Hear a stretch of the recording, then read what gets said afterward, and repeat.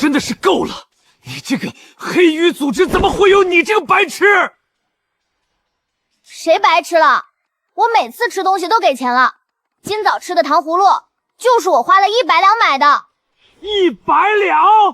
那糖葫是用金子做的吗？你怎么知道？那个人说了，他做糖葫芦的锅就是金子做的，所以味道都特别一些。青羽大人真厉害，连这个都知道。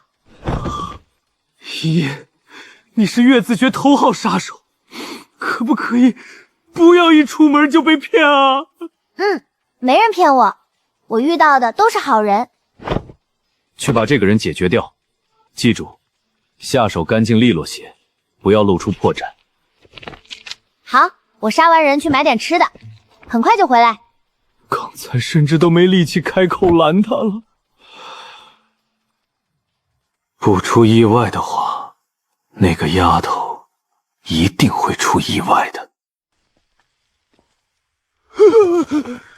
那是黑羽，是黑羽的杀手。山椒、桂皮、青黛，还有什么来着？青羽大人要的卤料方子。停手！是我。青羽大人，你来了。你的任务又失败了。没有失败，目标自己走火去官府投案了。你的任务是取他的人头拿赏金，不是劝他向善从良的。可那悬赏令是官府出的呀。我的姑奶奶，你要气死我！可是我们没有赏金啊！桥头的半仙说了，影子被人踩了会倒霉，严重的还会死于非命。青羽大人，我刚才踩了你影子，你要小心，不要死于非命。这次又花了多少银子？50两。你知道吗？就因为你们这毫不节制的花钱方式，尤其是你，我们黑羽已经入不敷出，连你们的餐食都快供不住了。啊？不是有江湖榜吗？我去几个任务，赚银子给你。上一次的任务悬赏金500两的目标，你为什么不下手？他说他是个好人，还给我看他家孩子穿的破裤子。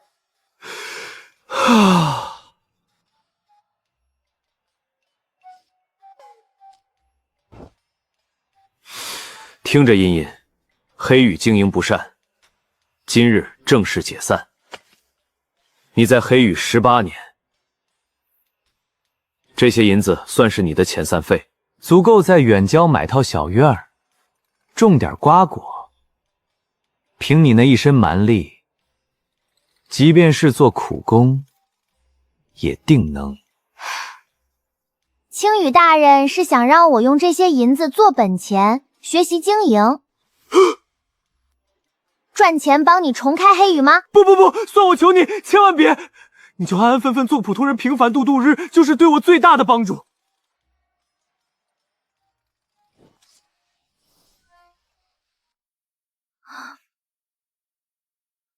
果真和那个人一模一样，只是杀手这条血路终究不该是他的归宿。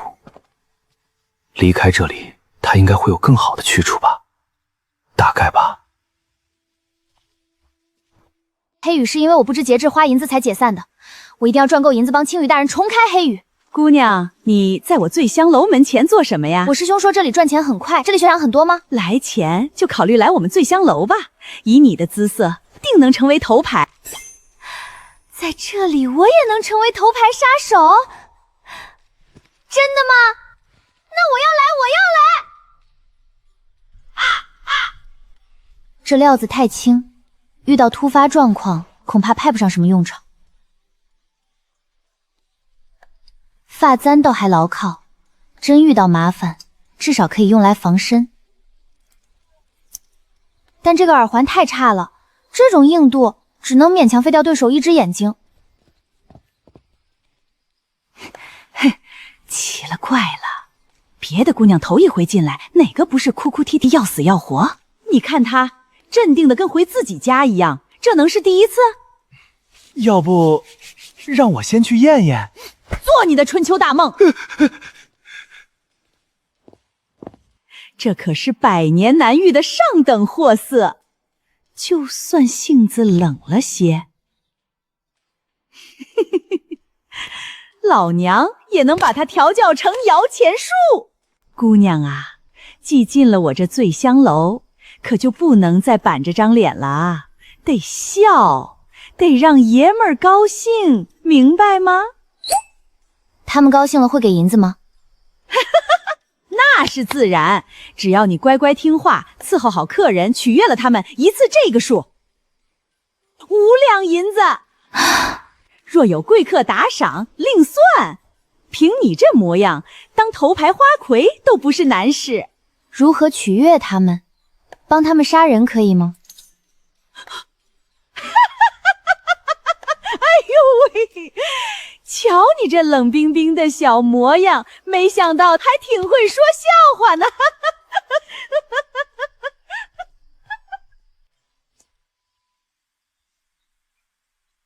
哎呦，黄掌柜，您今儿怎么得空过来了？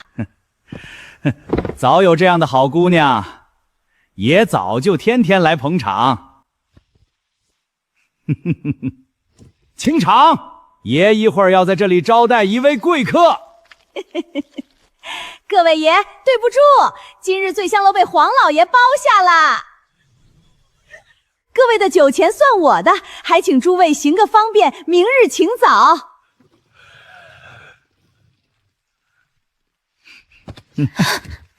小美人儿，何必拒人于千里之外呢？不可对给丑陋的人动手，那也只能忍了。这样算是完成约定了吗？能拿5两酬吗？有趣有趣，5两，何止？那给我吧。你想不想赚更多银子？说吧，要杀谁？哦，小姑娘还挺会说笑。我不是让你杀人，我是让你诛心的。取人心脏吗？也行，但那就不能用筷子了，得找把刀。一会儿会来个大人物，只要你把他伺候好，金银珠宝、荣华富贵都是唾手可得。怎么配合？就像这样吗？对对对，就是这样。一会儿就这样伺候那位大爷，明白了吗？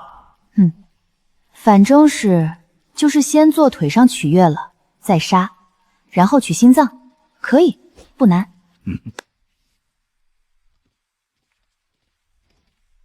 那是常年累月练兵器磨出来的，这几人一看就是绝顶高手，怎么会在这里？难道是冲着我来的？不行，好不容易找到这个赚钱快的地方，绝不能让他们坏事。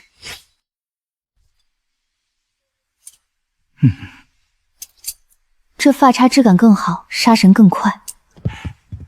切记，定要伺候好那位大人。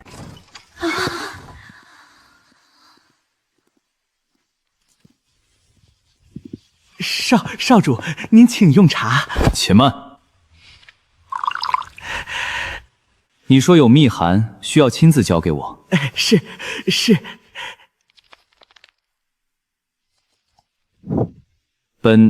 我知道了。哎，少主留步，既然来了，不妨稍作歇歇，来杯水酒，听听小曲，也算体察民情，不是？这位爷，我们醉香楼的姑娘可是京城一绝，包您乐不思蜀。你看我像是陈年生色的人？那你也得给钱。用这种方式引起我的注意，你倒是聪明。可惜我对风尘女子没兴趣。1、2、10、100两。老板娘说一次5两，你给多了。你去哪儿？我得先取悦你，才能诛心。我对你没兴趣，你还是留着取悦其他男人吧。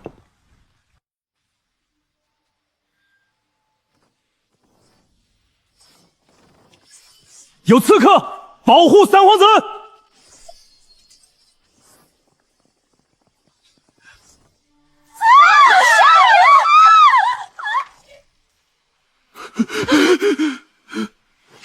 你们是何人指使？你们小心，本宫命你们自保为上。哼！将死之人何必多问？你只需知道，你的人头值10万两雪花银。殿下！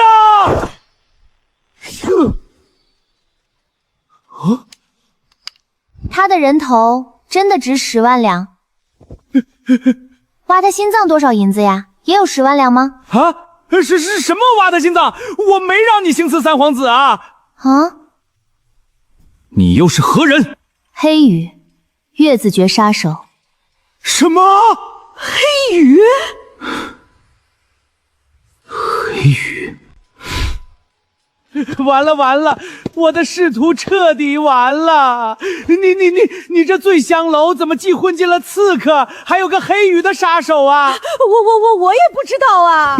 没想到鼎鼎大名的黑羽，竟也做了朝廷的走狗，真是耻辱！今日便让我黑白珠三煞鬼来会会你这黑羽最高等级的杀手！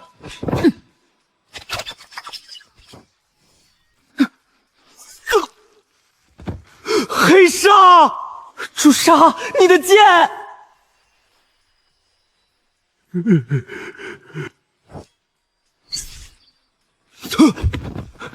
黑羽与我炸鬼门素无冤仇，你为何要下此杀手？是你们先动手的呀！真以为我们毫无准备吗？殿下，快走！混账！我岂能丢下你们？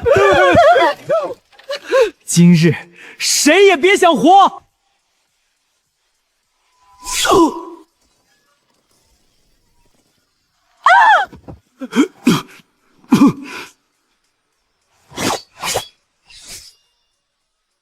！10万两，你的人头现在归我了。且慢！你若肯放过殿下，我们愿出15万两。杀手准则：忠诚于雇主，不可因利背信。第2条，不可杀害主动表明身份的同行。18万两。不行，这是原则问题。虽然用着不顺手，但筷子割头太慢了，还是用这个吧。你即便杀了我，也拿不到赏金。给你传令结算赏银的接头人已经被你杀了，没有他们手里的凭证，你去哪里领那10万两？那你去找个大夫，把他们救活。他们已经断气了。姑娘，如今接头人已死，你杀了我们也无人付账，不如您护送殿下回宫，只要殿下安全抵达。18万两，我只奉命杀人，不会保护人。那你不算保护我，算我雇佣你，雇佣你去杀些想杀我的人，这样你还是在做杀人的买卖，如何？那你得给我下一个悬赏令。我现在就写。你的名字写背面，再按上手印。堂堂皇子竟和一个杀手做如此荒唐的交易。好了，这样我就能安心杀刺客，让你回宫了。可您不是说不能杀同行吗？那就在他们自报家门之前杀掉。可是姑娘，门外加了数道铁锁，门栓也被机关卡死，我等皆已受伤，内力不济，恐怕难以破门。好深厚的内力，我师门中修炼50年的师叔祖也难以达到。走啊，不是要回宫吗？飞刀覆盖极广，即便他善用暗器，这情况也无法尽数诛落。他最可怕的是这近身搏杀之术，如此全能狠辣，江湖高手榜上却从没他的名号。黑羽竟将这样的高手藏得如此之深。你们不走吗？走啊，拿18万。你们从后厨推进地窖，用杂物封住入口。我带黑衣回宫，立刻派人来接应你们。殿下，您的安危要属下，有这位姑娘在，您一定无恙。少废话，只有带着禁卫腰牌，也只有你认得回宫的暗路。关键时刻还能替我挡一刀呢。茵茵，切记不可伤及无辜百姓。杀人了！你的影子被许多人踩过了。什么意思啊？影子被踩得太多，会招来横祸，死于非命的。得快些走，在你遭难之前，得先把答应的18万两给我。你死了，我找谁要钱？先离开这里。还不出来吗？再不出来，恐怕你们就没机会了。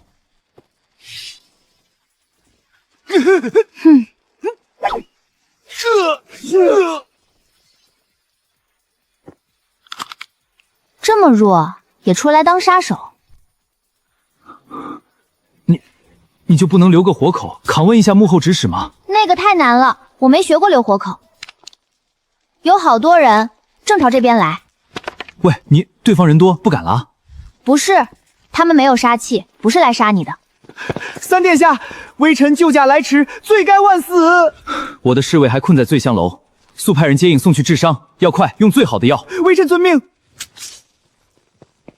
殿下，这位姑娘是？我是黑羽月子号的，说出去，你就别想拿那18万两。这位姑娘的衣衫看着像是醉香楼的样式。对，我和朱歆都在醉香楼娶男人，我是头牌。原来如此，她今日救了本殿下，此事不许大张旗鼓，速送我们回宫。是，微臣明白。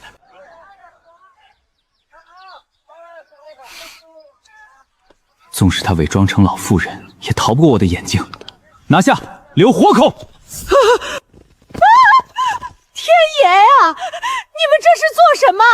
你也想吃他食盒里的包子，拿银子买不行吗？明抢是不是有点不道德啊？若不是青羽大人不让我对给我银子的人出手，你这种没道德礼节的人真的可以杀了。你要杀我这个素未谋面之人，难道就道德了吗？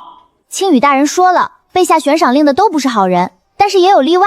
我就碰到过一个人，他就跟我说他是好人。他说他是好人就是了，那我也说我是好人。啊？可你不像好人呢。殿下，并未搜出任何兵刃。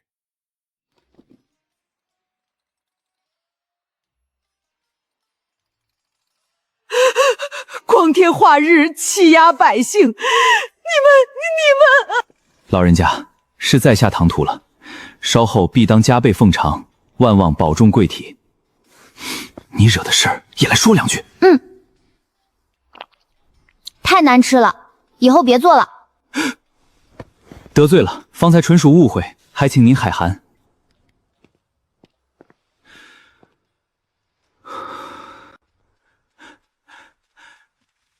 殿下，情势紧急，属下只寻得这几辆旧车，委屈您上车，速速回宫。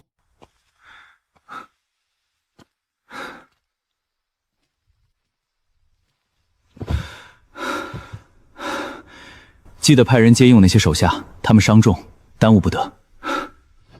是。他救过我，回宫就严惩，实非君子。可放他走，日后不知多少人受他牵连，押入大牢，又怕黑羽倾巢来救。你是不是傻的呀？你说我傻？你啊！殿下，以后别抢人包子了，实在太丢人了。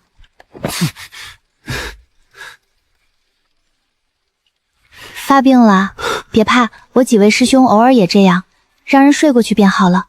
不必，殿下缓一缓就好，缓一缓就好。真奇怪，怎么得这病的人这么多呀？我师兄有，青羽大人偶尔也会犯，连你也是。这病莫非传染？一定是因为你！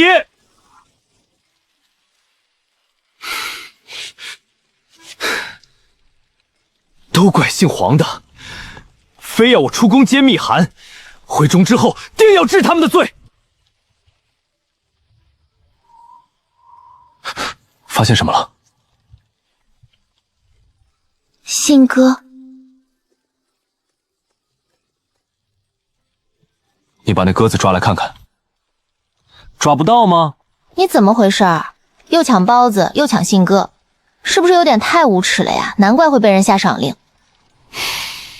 这种傻子，不藏身点放出来，可真是丢人啊！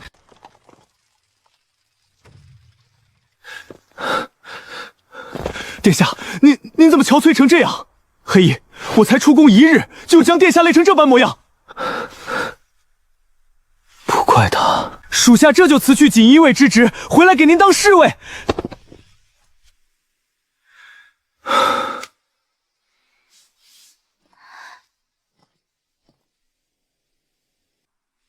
参见皇子妃。让他滚！给我18万两。姑娘，18万两虽非巨款，但殿下素来俭省，府中一时凑不出这许多现银，还请您小住2日，容我们筹措一下，可好？这是缓兵之计，绝不能放他离去啊！可我还要回醉香楼赚银子呢。无妨，只要殿下喜欢，出身如何并不打紧，只是正妃之位怕是难了。闭嘴！她不是风尘女子，她是……红英兄误会了，这位姑娘武艺高强，今日救殿下于危难，是特来领赏的。此处不便细说，不如先回府再议。姑娘想必也饿了。皇子府别的不敢说，厨子倒是极好的，不如……行。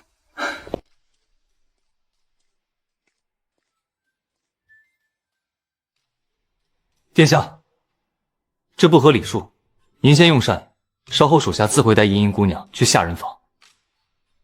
你们也一起。你倒守规矩，我还以为你早吃上了。黑衣说，若我先动筷子，你就不给银子了。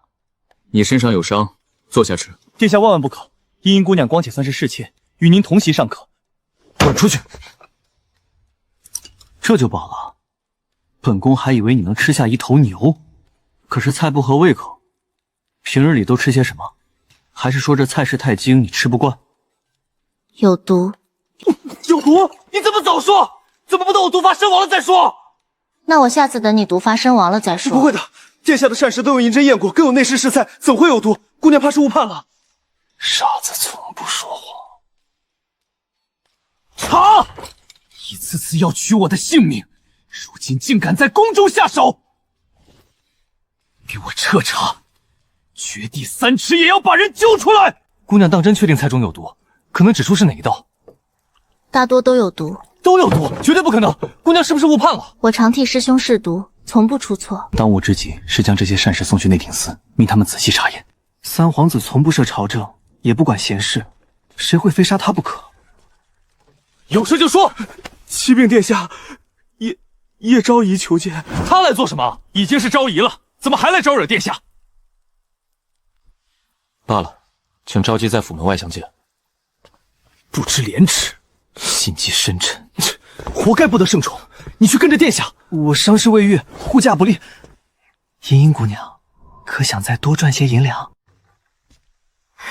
君临哥哥安然无恙就好。叶昭仪，昭仪身份尊贵，实不该夜访皇子府邸，还请回吧。只是听闻殿下遇刺，心中焦虑，特备了上好的金疮药。甚多谢昭仪坏，府中伤药众多，昭仪还请回吧。陛下从不将我放在心上，六宫妃嫔也视我如无。君临哥哥，现在连你也要和我划清界限吗？我们一同长大，路既然是自己选的，就该承受后果。何尝是我自己选的？如果我也是身不由己，请回吧，今后不要再来了。父皇那里才是昭仪该去之处。这位是？你打扮成这样是要做什么？殿下久去不归，切身挂念的紧。今夜不是答应要宿在你房中？你念完了，我还能领赏银吗？既要演就演得像些。昭仪，请回吧。我这位新宠不习惯这般装扮。你怎么这么沉啊？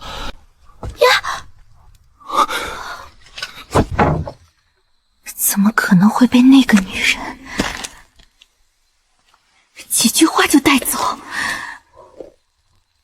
我明明是按照那封密信所说做的，君临应该为我魂牵梦绕，无法自控才对。若连君临都离我而去，我在这宫里就真的孤立无援了。我不能成为家族的笑柄，不能坐以待毙。等着吧，我一定会得到自己想要的。你先吃。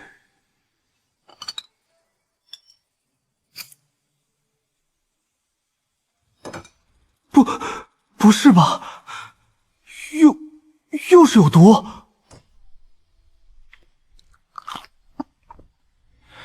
这糕点无毒？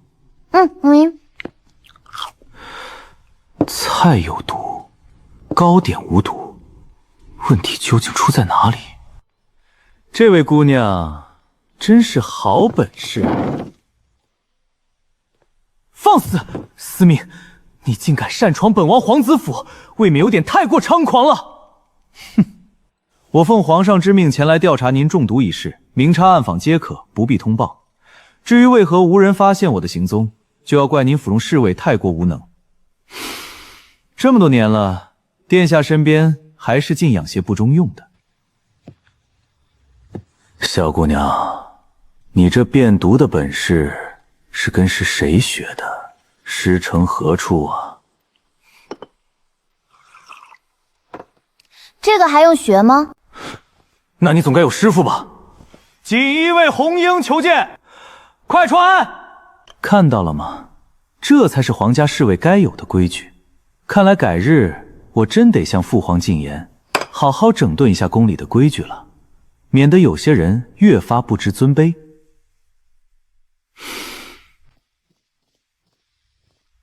属下红缨参见君临殿下。起来吧，司命大人，我早已言明，茵茵姑娘乃是空文大师的关门弟子，您再三盘问，是不相信我了。在下岂敢质疑锦衣卫大人，不过是循例问几句罢了。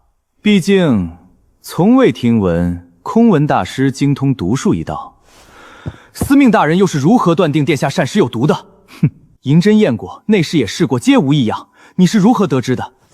自然是内廷司那帮酒囊饭叟查不出究竟，又怕耽搁死，才求到我血滴哥头上。在司大人眼中，是不是整个宫里除了血滴子都是无用之人？那为什么血滴子一而再再而三败给黑羽，还成了江湖笑柄？朝廷的脸都让你们丢尽了。司命大人，我若是您，要么闭关死命炼呼，要么就闭嘴。殿下不是想知道如何验出这毒吗？单靠寻常银针自然不行。此毒名为幻心，乃慢性奇毒，能于无声无息间祸乱心神。中毒者表面与平常无异，内里却会日渐心智迷失，最终沦为他人掌中傀儡。三殿下，您还是抽空去血滴子一趟，查验一下这毒已侵入几分了吧？如何祸乱心神？难道是跟蛊差不多吗？哼，那可差远了。如何让中毒者只听下毒者一人命令？这是我血影许真秘密，怎可随意告诉外人？可是这毒真的太医也验不出吗？此毒乃我血滴喝独门秘制，破解之法自然也只有我血丢花知晓。只是这银针验毒，毒素愈浓，污痕逗留便愈久。方才无痕几乎转瞬即逝，可见剂量微乎其微，寻常人根不可能察觉。这姑娘，你的本事……对呀，我就是高强的过分了呀。既是你血滴子独门秘毒，又怎会遗失？是黑羽，定是黑羽专门制毒的幽自诀偷走了血滴子的秘法。幽自诀看不上呢。你怎么会知道？因为他们有更好的呀。你又是怎么知道他们有更好的？因为我试过呀，确实比你那个好。吃完我被控制着练了3日子。你中过幽自诀的毒，却能安然无恙？疼了好久呢。那幽自诀为何要对你下毒？你得罪过他们？尝过幽自诀的毒，才有资格挑战影自诀。那你又为何非要挑战影自诀？影自诀精于剑术，流派繁杂，极难破解。你挑战他们图什么？因为我厉害呀。所以你是赢了还是输了？赢了呀，这还能输？影自诀高手云路数莫测，你怎么可能赢？怎么不可能？你赢不了吗？我怎么可能赢不了？那你还问？你那么喜欢挑战，不如来血影司挑战我们血滴子。你们又不强，我挑战你们干嘛？看来江湖上上可刀是自然的手下败将，武林高手要挑战，好像没什么人去挑战吧？废话，我血滴子身在宫禁重地，就算有想来挑战之人，也是无法靠近的。所以司大人这么清闲呢，才有空在我府里来去自如。为师奉了皇命才少废话。你敢在武帝府中也这般来复自如吗？恐怕他绝不会让你活着在这儿废话。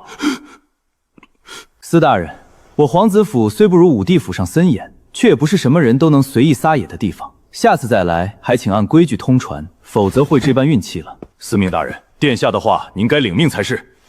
是，微臣遵命。父皇命你查的是下毒之事，你就专心去查，眼睛最好从我的人身上挪开。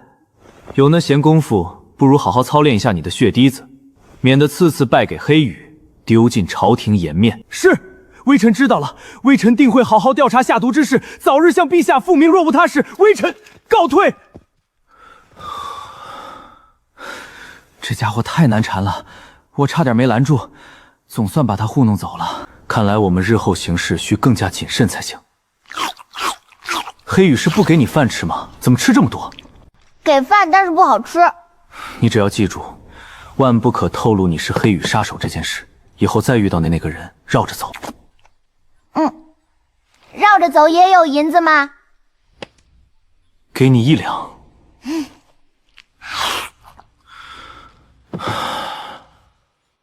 坏了，忘了那2个，那个黄老爷还有醉香楼老板娘，他们可是知道茵茵身份的。黄老爷和醉香的老娘娘是茵的身份，我这就去把他们请过来，绝不能让司命抢先。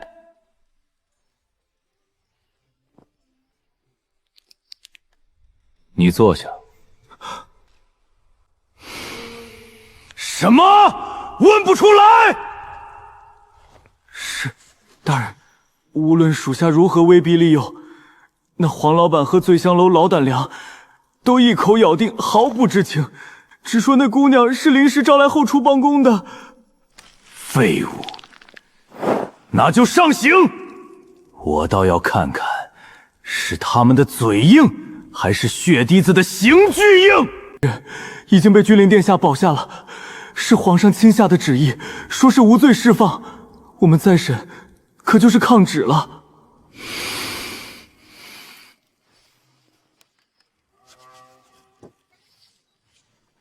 去这个地方，找到这个人。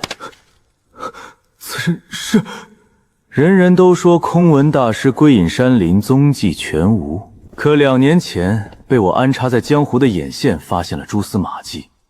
红英以为搬出空魂大师我就奈何不了他，我偏要让他知道雪滴子的手段比他锦衣卫强过100倍。是，属下即刻去办。凭什么锦衣卫享尽荣光，而我们薛地花做着见不得光的脏活，却沦为江湖笑柄？黑羽，我迟早将这个组织连根拔起。那个叫茵茵的丫头，一定与黑羽有关。殿下果真神机妙算，不过2日，竟做得这般周全。也不算周全，只是他2人确实不知情。醉香楼的老板娘贪图便宜，辞退了原有伙计。那黄老爷虽不是好人，但他侄子是朝中难得的清正之人，我不忍他受牵连，便连夜进宫向父皇陈情，求得赦免。殿下仁厚，但殿下所中之毒，唯有血滴子能验查分明，属下只怕那私信会趁机刁难，折入殿下。算了，大不了不验了，反正司命也不会好好为我解毒，8成就是想拿捏我。万万不可！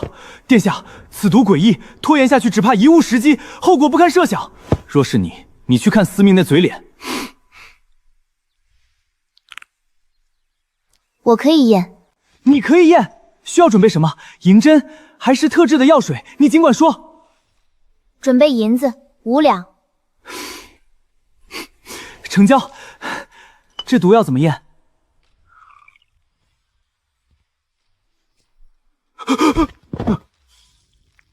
毒素侵入了2、3分，再过30、50日，身体就会排清，不解也行。你放肆！混账东西！岂有此理！非礼勿视，非礼勿听，属下什么都没看见。他刚才骂谁混账啊？是你还是我啊？他不会赖账吧？天下的磨难恐怕已经开始了。仍是那座断桥，持刀的女孩步步逼近。你父皇杀了我爹，我就要杀你报仇！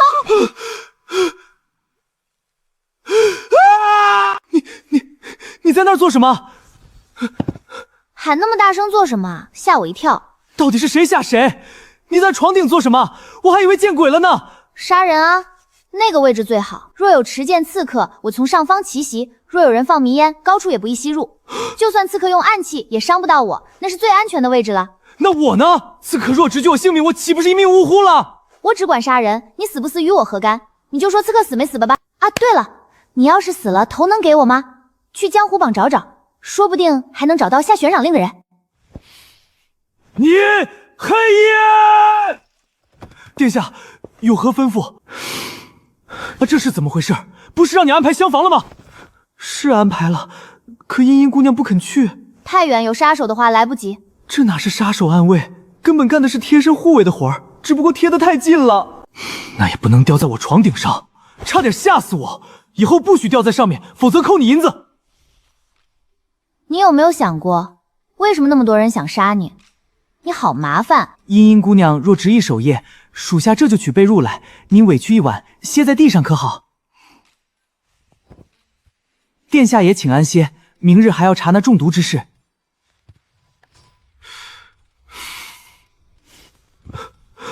不许脱，否则扣你银子。穿衣服怎么睡啊？真麻烦。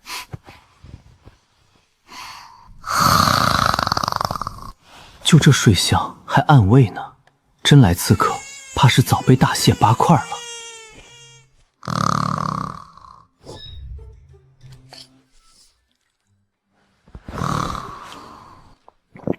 好吧，他确实不会被大卸8块，可万一那蚊子叮在我身上，他会不会把我也叮穿？他那耳坠不会穿透被子吧？该不会还有梦游的习惯吧？看来今夜我是休想安眠了。殿下，近几日所用食材都在这里了，荤食多为每日现宰，鹿肉熊掌由御膳房调拨，其余皆饲养于府内禽舍，每日都有专人检查，按理说不该有虚漏。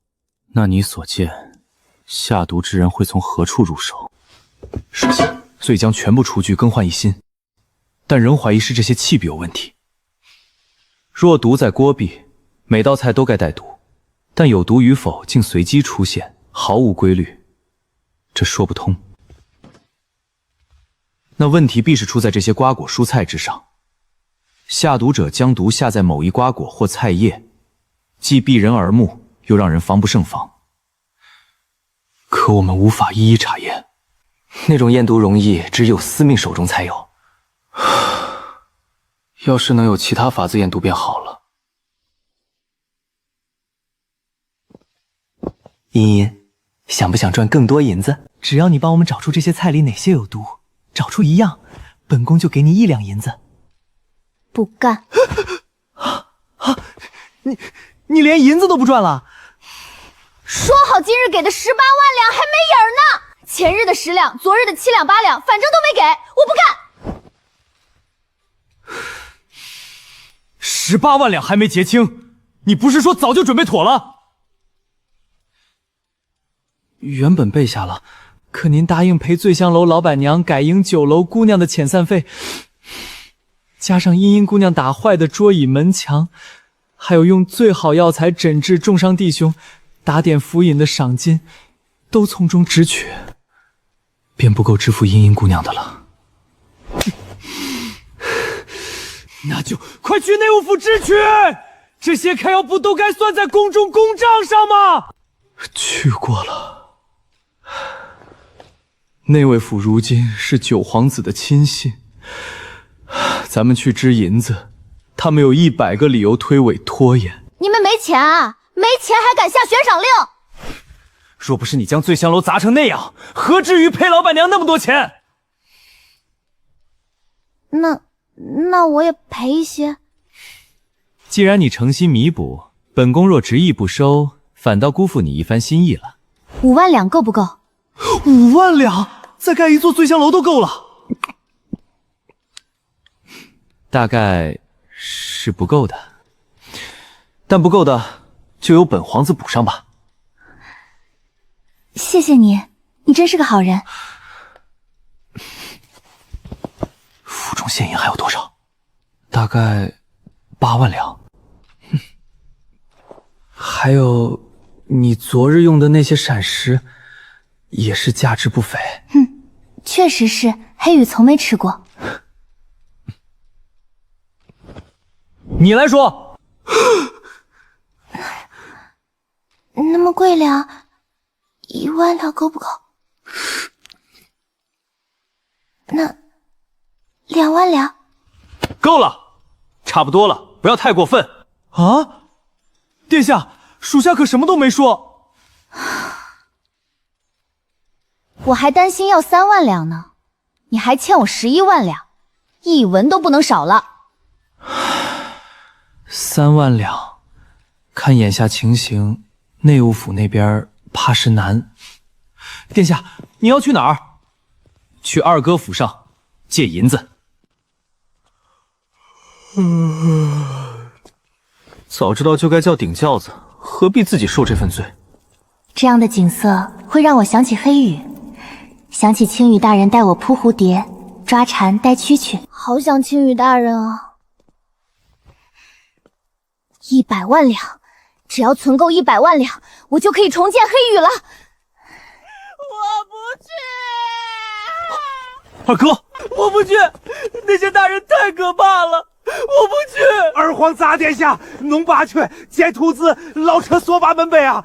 造剑处的陈大人说的方言，听又听不懂，学又学不会。那我也不去，那些大人好可怕！灵儿，快救救我！说了别叫我灵儿。老车呗！免礼免礼。撒皇子，请。不必多言，你是想请二皇子去造剑处，详细解说这图纸。吹吹吹！本宫明白了，你先回去，本宫来劝二哥。就算他不肯去，也定让他把图纸主线写得明明白白。老车仙，大人客气了，只要别说话就行。灵儿，说了别叫这个。殿下，态度好点，别忘了咱们是来借钱的。好伤心啊！我最疼爱的弟弟，连乳名都不让叫了。这个我会。他又要做什么？取悦人，我在醉香楼受过训练，只要二皇子开心，3皇子就能借到钱，我就能拿到那11万两了。我取悦你了吗？想取悦人的话，至少该笑一笑吧。哈哈哈哈哈哈！哇，现在我开心多了，真的！哇，好开心呀！怎么跟我想的不一样？二哥不该立马推开他，恼羞成怒吗？这二人怎么相处得如此和谐？心里莫名其妙的有点烦躁了。难怪父亲给二哥取名一个宪字，宫中能有这样清静之体。喜欢？这个贵不贵？我喝了这么多，要付多少银子啊？在我这儿喝茶不要钱，若连吃饭和茶点都要钱，也太损皇子的颜面了。所以，你专程过来只是为了借银子？只要内务府的款项批下来，我必定第一时还你。茵茵姑娘，留下吃顿便饭可好？不收钱。早知道就只要他5万两赔偿醉香楼的银子，不要那桌饭钱了。灵儿，我这儿小厨房缺些上好食材，可否让你府上的人送些过来？二哥这是要替我验毒。二哥，你府中人手未免太少了，就算你从不与人相争，也要记得防人之心不可无。稍迟我让红英给你挑几个侍卫来当差，你这大门四唱的，看着让人担心。府中下人越少，才越安全。这机关做的真妙，我能过去瞧瞧吗？哼。二哥，你差人取我府中的食材，是不是已有验毒之法了？你既然疑心器具有毒，那就用我府上的餐具盛装，先验菜是否有毒，然后再验餐具。再然后什么？稍后我命下人将你府上的食材分组编号，先分甲乙2大组，再将2大组继续分割，这样逐层分割查验，很快就能锁定毒源。既不用让茵茵吃那么多瓜果蔬菜，也为你省下一笔银子。回去后，餐具也依此法查验。哪个方法？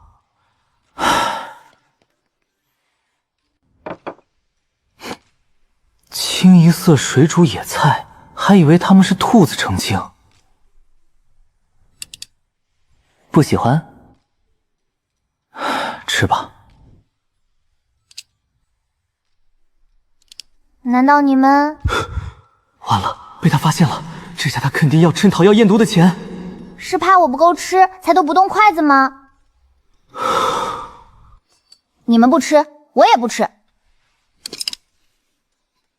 属下就先回。黑衣侍卫，一起吃些吧。这可是一桌子毒啊！同一血脉的人心性都一样。真就是柿子，一点别的味道都没有。只是清水煮过，这不就是黑羽的伙食风格吗？难道君逸也是黑羽的人？这菜如何呀？不好吃，但能吃。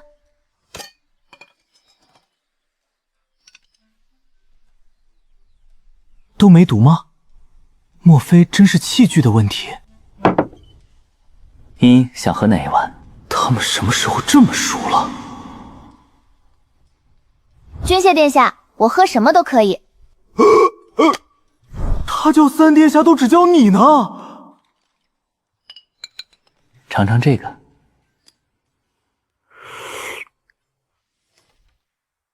难吃，还有毒。因为这是饲料。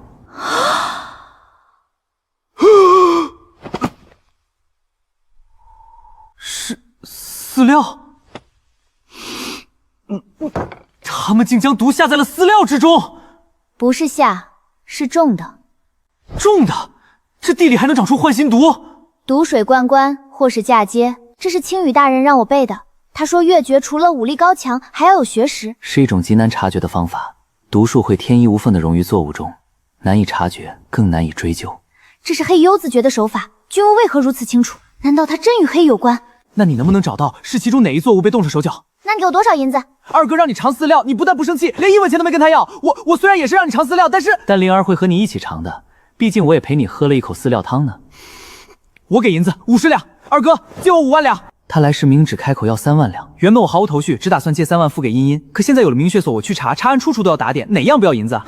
查案的事交给锦衣卫便，何须你自掏腰包？难道你又想私下贴补？灵儿，你如此毫无节制的用银子，终有一日会为你招来大祸。对，不节制会闯大祸的，你皇子会倒闭的。我们黑呀！怎么又有我的事儿？好险，差点就要被扣银子了。我们黑衣就是因为不节制，挥金如土，才连娶媳妇儿的本钱都没有。黑衣那点俸禄也能挥金如土吗？能举殿下，属下能的，属下借银子也要挥霍。是这样啊。不过这件事用的还是血滴你丢失的秘方，父皇下令血丢子与锦衣卫同时查案。黑衣，去找红英。宫里我最烦的便是司命，如今能狠狠打那时候的脸，求之不得。那个二哥，实在惭愧，制作那些机关也是巨资，如今我府上的现银也不过寥寥数百两了。我那11万两雪花银啪的一声长了翅膀飞走了。你先不要急，虽然没有3万两现银，但倒有个价值5万两的情报。是什么？悬赏令吗？不，是关于九弟的悬赏令。好有趣的说法。看来我这个弟弟似乎养了个不得了的女子在身边。岂有此理！他竟敢如此明目张胆，胆大包天！殿下，这又是跟谁置气呢？这个家国要搬走了。什么？举国迁徙？这么突然的吗？是国库，国库要被翻空了！九弟他竟用粪车偷运国库里的旧物出去变卖！九皇子？不可能啊！皇上一直对九皇子恩宠有加，府上奇珍异宝无数，何至于去碰那些登记在册的旧物？岂不是很容易被查出来？二哥得到的消息已经查证过了，绝无纰漏。二皇子大门不出二门不迈，就算有人告密也不会告给他，这是怕是有诈。殿下，您可不能落入陷阱。我相信二哥。殿下今日有点怪，可惜红英去查幻心毒的案子了，不然有他这必能查个水落石出。他终究是我弟弟，我不能看他一错再错。不要声张，你们一会儿跟我去劫他的粪车。偷运东西的办法那么多，非选个最恶心的，还得我们去劫。你干嘛？我也去那个国库搬点东西。装了国库的东西，你那11万两即刻抵销。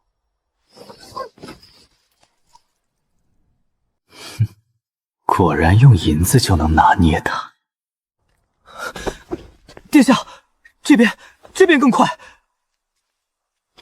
这边风景好。那个方向不能去啊！为何？那边是皇上的后宫，我们过去不太好。那边也是父皇的后宫，左右都是走，走这边。那个方向他平日都避着走，那里是叶昭仪所幽住的柳香阁啊！今日真的很不对劲。相识数十年，他又何曾受过这种屈辱？如今身在后宫，已是身不由己。奴婢叩见三皇子殿下。叶昭仪犯了什么错？你家主子要这样责罚他？回殿下，昭仪偷盗宫中财物。偷盗乃是后宫大忌，嘉贵人没把你送进慎刑司已是恩典。依本宫看，你定要跪到天明，才能显惠国之意。是，殿下教训的是，妾身定会撑着这身子跪到天明。看吧，他还是离不了我的，他会是我登上山巅的工具之一。今日起，我再也不是那个得宠的叶昭仪，我要让所有人看着我如何一步步走到最高。他们现在搬来好多小箱子，我们什么时候去抢？我们是来捉贼的，不是来做贼的。啊？他们出宫了也不能抢吗？这不比找君玉皇子借银子快吗？等他们出宫，我就把他们都杀了，然后你们抢了粪车就跑，怎么样？不怎么样，我警告你别乱来，否则别想要银子了。君和来了，立马禀报。好，尽管我压根儿不知道君和是谁，有个人跑了，他可能是偷了东西逃跑的，我们拿走他偷的东西，再把罪名嫁祸给他，这个怎么样？好一出黑吃黑，这傻子做起坏事来倒真是不用学。怎么样？我能去吗？不能，否则扣你银子。没钱还那么挑剔，真烦人。偷东西，分明是去通风报信的。殿下此行绝非表面那么简单，双方这戏做得如此浮夸，还互相配合，坐下来聊一聊，离那粪车远点不好吗？九皇子，东西我们都装好了，可以运出去了。那走吧，都给本宫小心着点儿，别被人发现，否则这罪名本宫可担待不起。这拿腔拿调真是像极了皇爷爷。皇爷爷一向最宠九弟，宠得他肆意妄为。动手！你别动，把那个放下，不准动！你去！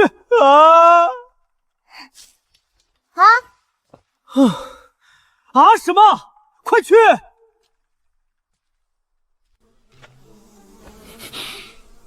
这味道似乎比想象中要淡一些。参见九皇子！你好大的狗胆，敢拦本宫的车驾！那我能不能拦啊？三哥身边什么时候多了个女人？他不是素来不近女色，这姿容气度，他府中所有乐伎加起来也比不上，恐怕只有越州万花楼的那位花魁可与之一决高下。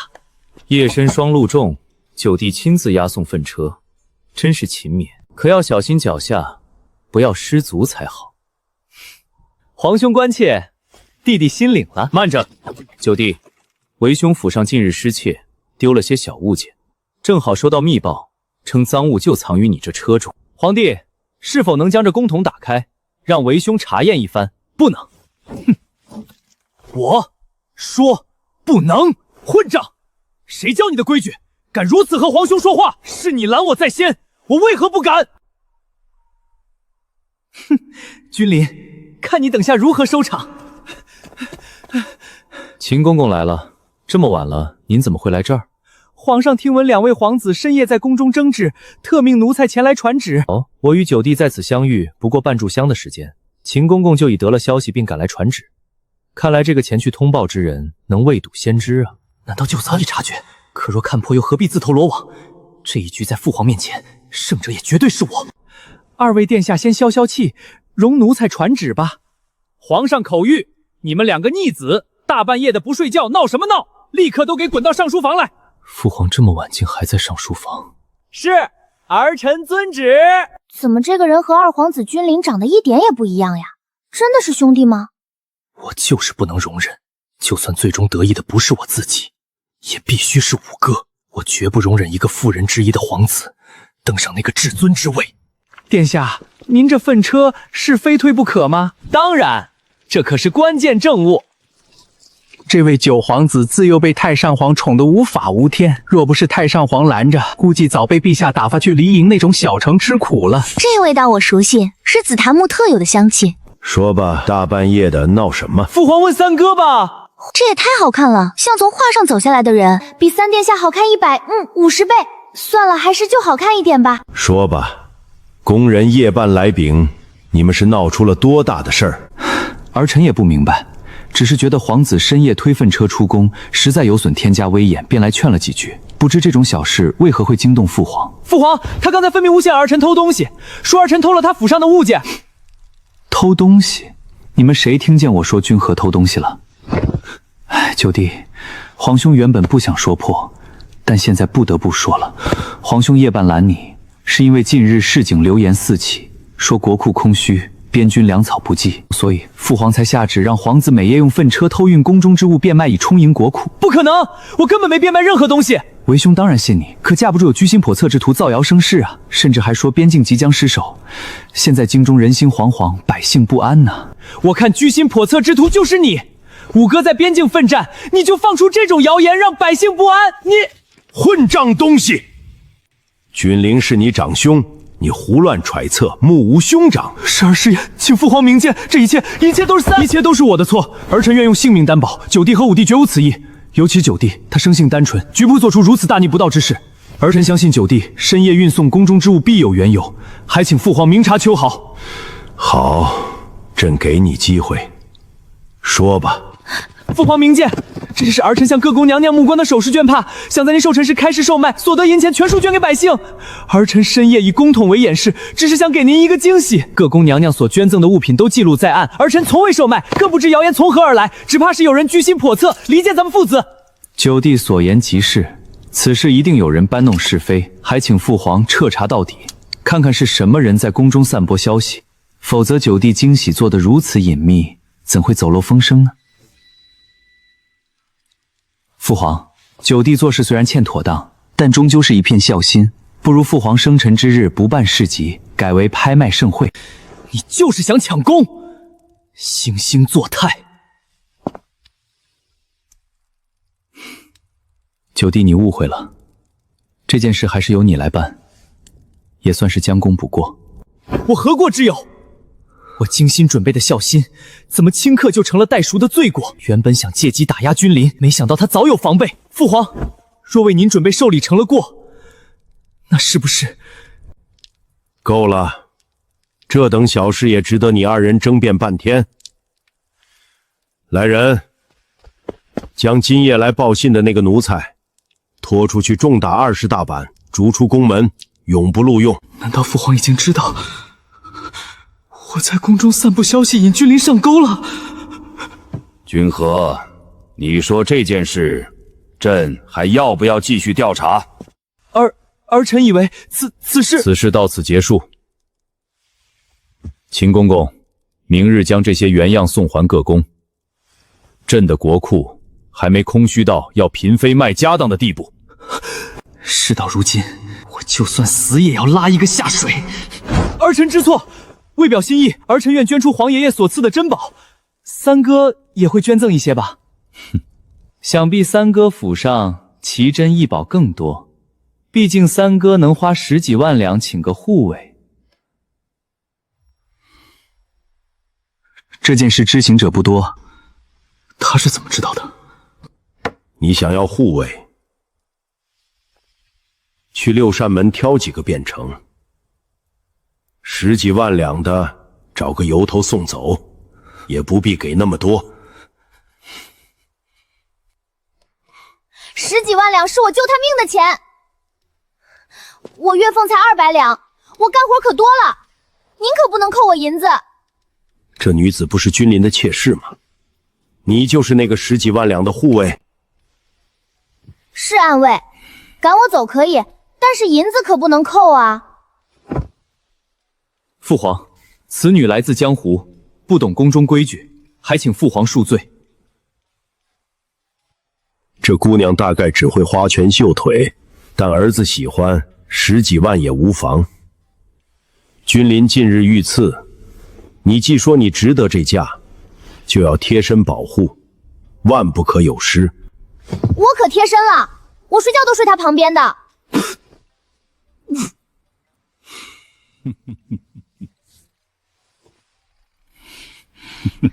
真的，您若不信的话，今晚就来和我们一起睡看看。不必了，不必了，朕信。真信了。那君临，带着你这尽心的暗卫回去吧，别耽误朕抱孙子。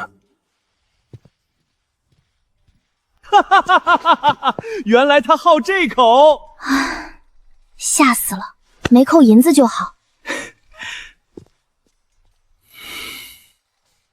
你想死？皇兄好口才，今夜这一出早算计好了吧？你不也早个算计好了？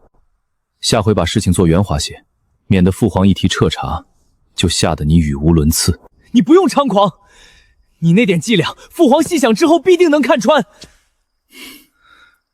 父皇圣明，不必细想就已经看穿了，但你不行。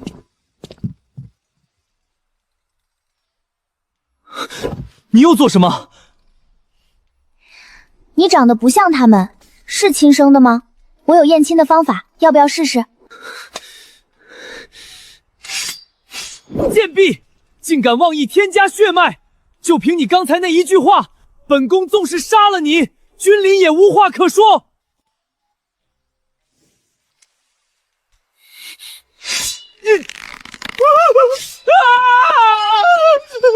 这剑质量差到离谱，拿着容易误伤自己，赶紧换把像样点的。茵茵，你在磨蹭什么？快走！哦。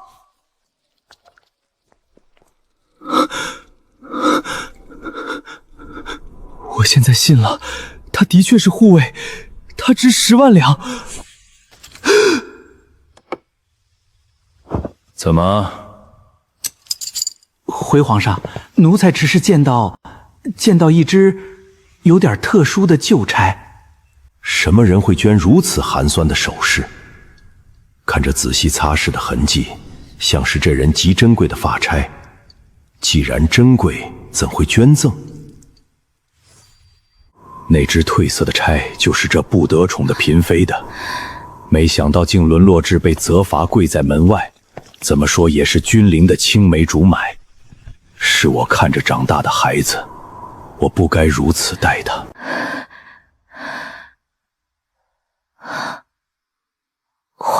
皇上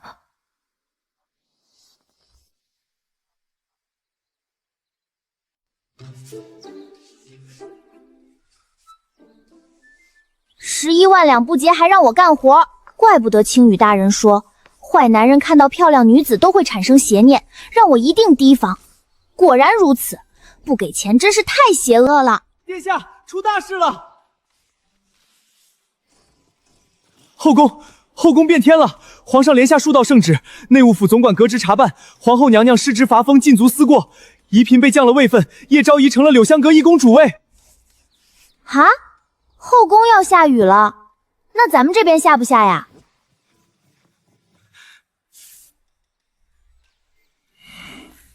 殿下，后宫都闹翻天了，您好歹给点反应啊！行了，不用摆出那副面孔了，出去等着吧。内务府新任总管很快就会将亏欠我们的银钱一分不少的送来。我终于不用再听他念叨欠他那11万两了。扣他100两，这是我府上珍藏的最后一块。今天不抄完2本经书，这墨用不完。一会儿就让黑衣和我一起抄，千万不能浪费。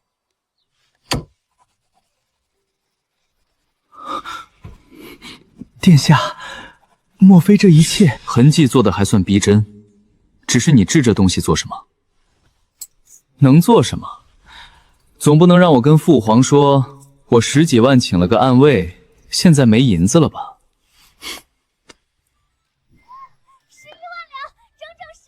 对了，内务府原先那个总管定了什么罪？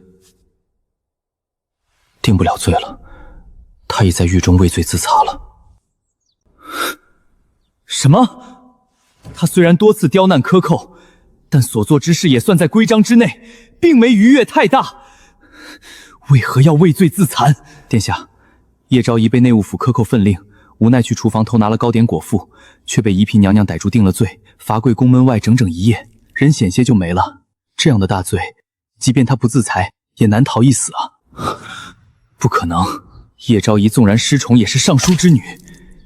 内务府总管虽势利，却最懂分寸，绝不敢克扣凌虐至此。内务府新任总管卢一鸣求见。奴才谢三殿下提携之恩，区区薄礼，不成敬意，还望殿下笑纳。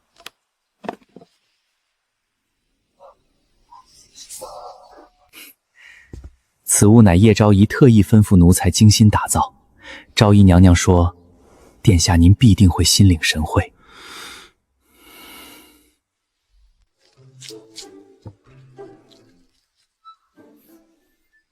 要是红英在就好了，锦衣卫肯定能探出些风声。你想死吗？别恶心我！你下手轻点儿，别又把网抛坏了。二哥这2日都给你做了3张网了。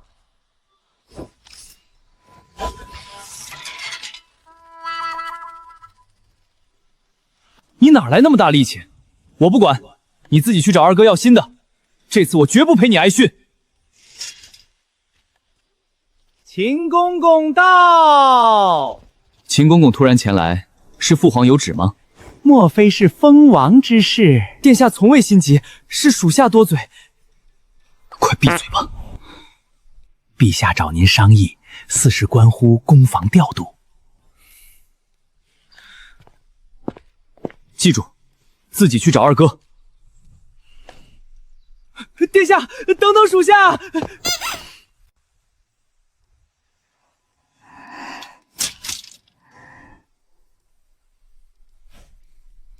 那铁网着实好玩，大不了再好好取悦一下二皇子，说不定还能多要几个。抄近路，说不定还能赶上二皇子府里的午膳，那里可比这里吃的好多了。这路线好像越看越陌生。五哥那边怎么说？宁王殿下说会尽快为您安排几位高手入宫。好，我就不信了，五哥挑的人会比不上君临身边那个女护卫。谢九殿下恩赏。滚吧，有消息立刻禀告我，明白吗？是，奴才告退。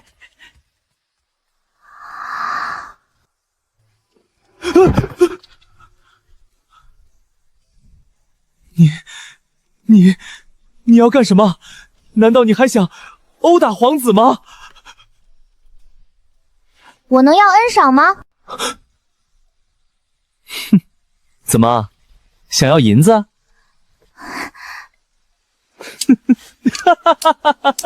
我当时君临的护卫多厉害呢，不过是个见钱眼开的贱婢。想要？简单，学一声狗叫，这锭银子就是你的，怎么样？叫啊！一声狗叫就能换1锭银子，这比在醉香楼赚的都多。拿去，本宫赏你的，今日就此作罢。你快退下！你要去哪儿啊？我还没叫完呢。我今天要叫够100万声，你得给我100万两。100万两？你疯了？还不快点拦住他！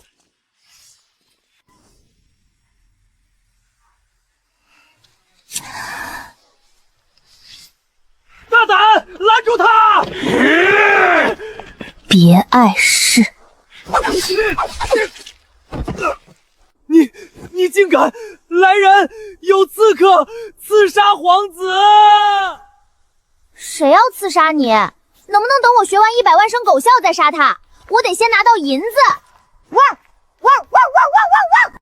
父皇，其实接管禁军，二哥比儿臣更为合适。君玉没有统御之魄，如何执掌宫禁？朕只是让你负责禁军下小小的殿前司，这你都要推却吗？请父皇将此任务交由二哥。朕还以为你敲打君和总算有了兄长的担当，谁知你连一个小小的殿前司都不敢接。陛下息怒，殿下绝非推诿，实在是体内换心毒未清，怕是有心无力，耽误了大事。怎么回事？司明没给你解清毒素？父皇宽心，毒素3-5个月内自会排尽，只是这3-5个月儿臣心有余而力不足。果真，司命这个混账，都尉解清就急着出去查案，等他回来，非好好训斥他一顿不可。这个可以有，使劲训。那你就回去好好休养，这些时日不必来请安了。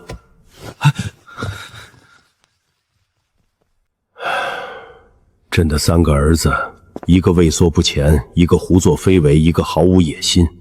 你说，朕这江山日后该托付给谁？陛下龙体康健，正直鼎盛，不必思虑国本。陛下，宁王军中送来捷报，称敌军已降，您看是否？南境近来也不太平，他的兵力足以应付，不必再放兵权了。老奴明白。不过就是没接殿前司的差事，摆这副臭脸给谁看？属下只是不明白，陛下明免是要重用您，您为何要推拒呢？府里那些写着暗号的石头还没查清，有这闲心，不如赶紧把那个吃里扒外的细作揪出来。暗杀未止，毒源未明，内奸未除，现在绝非争权的时候。回府。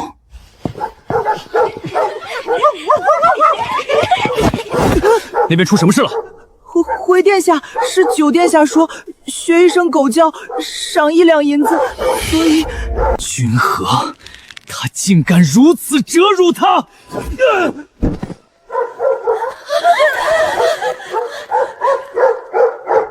汪！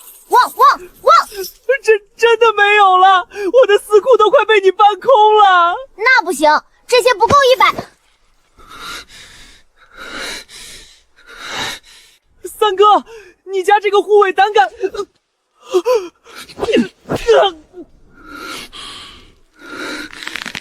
君和，记住，只此一次。我不走，我还没赚够100万两。100万两就那么重要？重要到让你可以不要尊严，任人作践？可是得有100万两，我才能帮青羽大人重建黑羽，我也才能回去啊。我怎么忘了，从相遇第1天起，他心心念念的就只有那个青羽大人。黑衣，去，将府中所有的现银全都取来，交给这位暗卫小姐。殿下，去！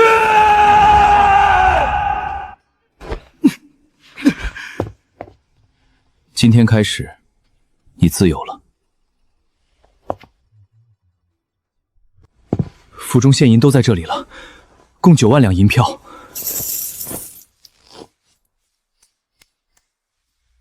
不用了，我在这里日子不多，不需要遣散的费用。我走了。茵茵，你真的对这里毫无留恋吗？留恋也没用吧，是他让我走的呀。让他走就走，平日怎不见他这么听话？罢了，终究是留不住的。他心心念念的，从来都是那个青羽大人。茵茵，找到了落脚处，记得飞鸽传诗报告个平安。我得空便去看你。啊，我就在君献皇子那儿，这么近，还要飞鸽传书吗？你去二皇子那里做什么？给他当妾。他说当妾只拿银子，不干活。他给君玉做妾，二皇子殿下知道这事儿吗？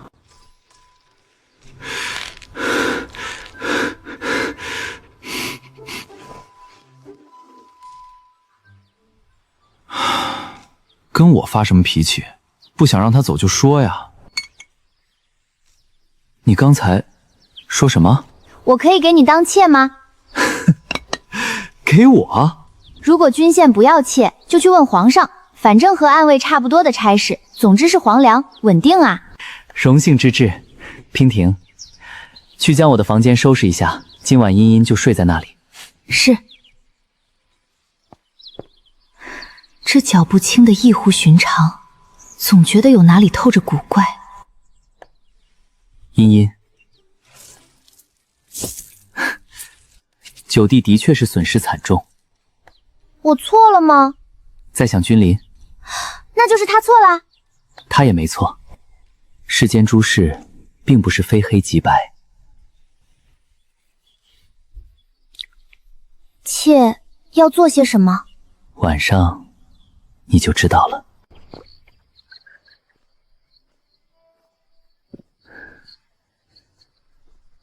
小心着凉。这是？不知道，我只记得君临见到这种石头时是震怒的模样。他当时说什么来着？好像是什么座？哦，是了，主座。这石头大概能验尸吧，所以我才觉得它跟主座扯上关系。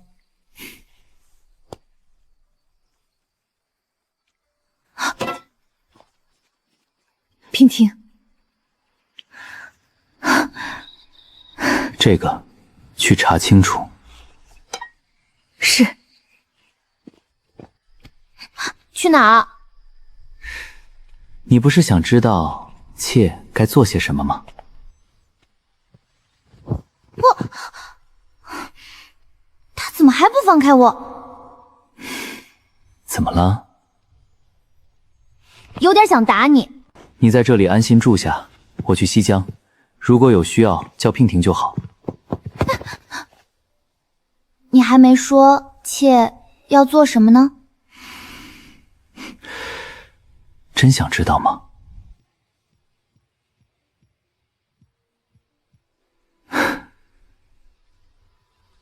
早些休息，什么都不用做。君意殿下，秦公公前来传旨，请茵茵姑娘速往正殿觐见。记住，不要反抗，为了君临。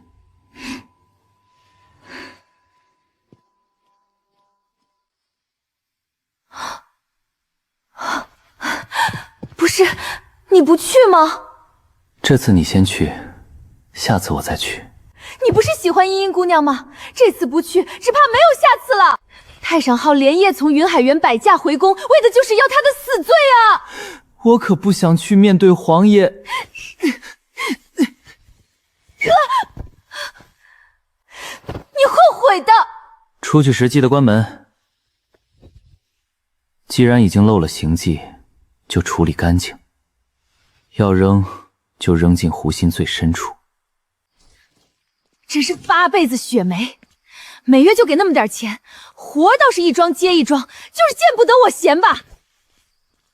好不容易来了个厉害的，都送上门了，还能给推出去。但愿君临能撑到转机来临的时候。这个君选明明占尽先机，却偏偏真是废物。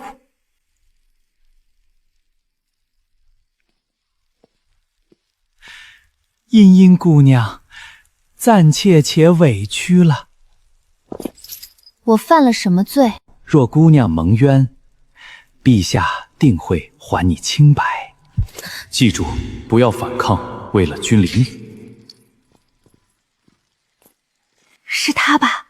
得罪了九皇子，怕是大祸临头了。哎，不是说是君和强逼他学狗叫，侮辱他吗？怎么会是他大祸临头？听说他懂些功夫，九皇子身边的侍卫竟全都输给他。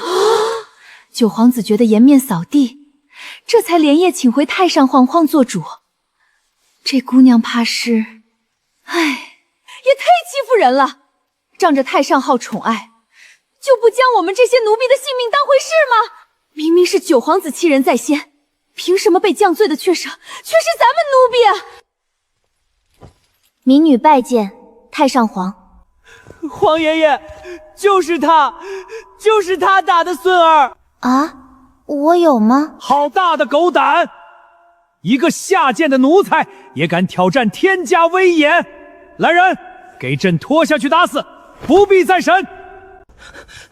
皇爷爷，且等一等，孙儿怀疑他背后有人指使，还是细细审问一下为好。还审什么？一个奴才罢了。我没有打他。你还敢狡辩？整个皇宫谁不知道你闯我府邸，打伤我无数侍卫，重伤的现在还在榻上躺着呢，人证物证俱在，铁证如山。请问，铁证在哪儿？本宫就是铁证，除了你，谁有那个本事伤到本宫？你觉得本宫辱了你，于是便私下潜入殴打本宫。你给我那么多银子和珍宝，我怎么会觉得你辱了我呢？我感激你还来不及，怎可能打你？别说我不会打你，就算别人想打你，我都要拦一拦的。你平时装傻充愣，看不出来你还是个巧言厉色的主。你说不是你，你有证明吗？那你便拿出来。可以是可以，你确定吗？有证据便拿，不必装腔作势。行吧。你想干什么？来人，护驾！护驾！给朕拿下他！不是要证明吗？好，本宫倒要看你能拿出什么证据。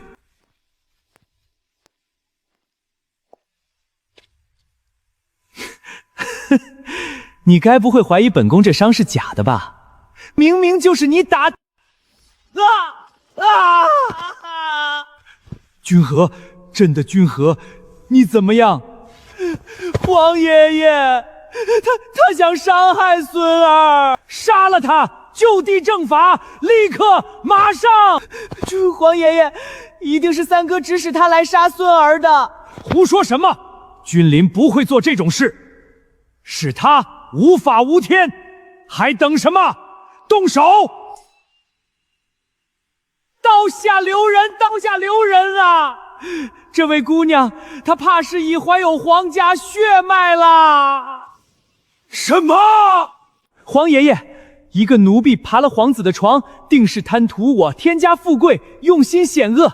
不信您下令严刑拷打，必能审出他的歹心。可他腹中是朕的重孙啊！皇爷爷，他可是打了孙儿的，就算他怀有皇嗣，也只会把这个孩子当成证明力的工具，他根本就没把皇家放在眼里。刑部，你们还等什么？就地正法！皇上驾到！父王为何生如此大的气？父皇，此贱婢殴打儿臣，竟敢藐视皇族，实则是罪该万死。你觉得是谁给他的胆子？我要是乱说，会被父皇严整吗？君庶，此子无法无天，殴打皇子，朕下令杖毙他，已是开了天恩。父王，既然正殿审决都已不需要朕知情，不如今后仍由您来做这龙椅，可好？你难道朕都做不得主了吗？皇爷爷要处置您的孙媳妇儿，至少也该问过孙儿吧。还知道来？皇爷爷，难道在您心里就只有九弟，没有我吗？你这说的什么话？只是这女子，她将你弟弟打成这样，是孙儿打的。君和出言侮辱儿臣的意中人，儿臣气不过，便找人教训了他。三哥，就算之前暗算我的人是你，方才在这大殿之上，众目睽睽之下，可是他动手打的我，难道这也能赖掉？是你让我证明的呀，我还特意问过你确不确定呢。你未经详查，便公然诬陷。就算你未来的皇嫂一时气不过，动手教训了你，那也是家事，何至于让你再三请皇爷爷下旨处死你的皇嫂？好得很。三哥，也就是说，你承认这个来历不明的女人是你的妻室了，对吗？父皇，皇爷爷，儿臣要告发。此女根本不是什么护卫。怎么会？君和怎么会知道她的真实身份？难道是醉香楼的老板娘泄密了？她是敌国细作。细作？凭他那个脑子哪能当细作？父皇明鉴，这石子是司命大人奉旨查探幻星毒案时，在三哥府中发现的。儿臣已查明，此乃锦衣卫秘法所制的暗语石，水浸不化，遇火则消，专用于传递绝密讯号。仅一次潜入，就找到我都未曾察觉的暗石，司命此人深不可测。可他要打压我，也不至于把事交给君和这个蠢货。请汪主簿上来。前锦衣卫卫主婢参见陛下，参见太上号。汪主簿，这石头究竟有何名堂？回太上号，九皇子日前携此物找到老臣破译，老臣耗费数日，即将其破译。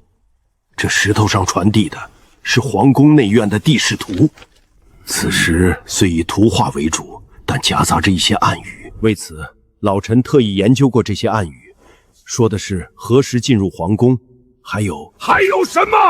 还有引诱皇子完成任务。太上话若不信，可找锦衣卫验证，老臣绝无虚言。勾引皇子，这说的是谁？再明显不过了吧？看来计划是成功了。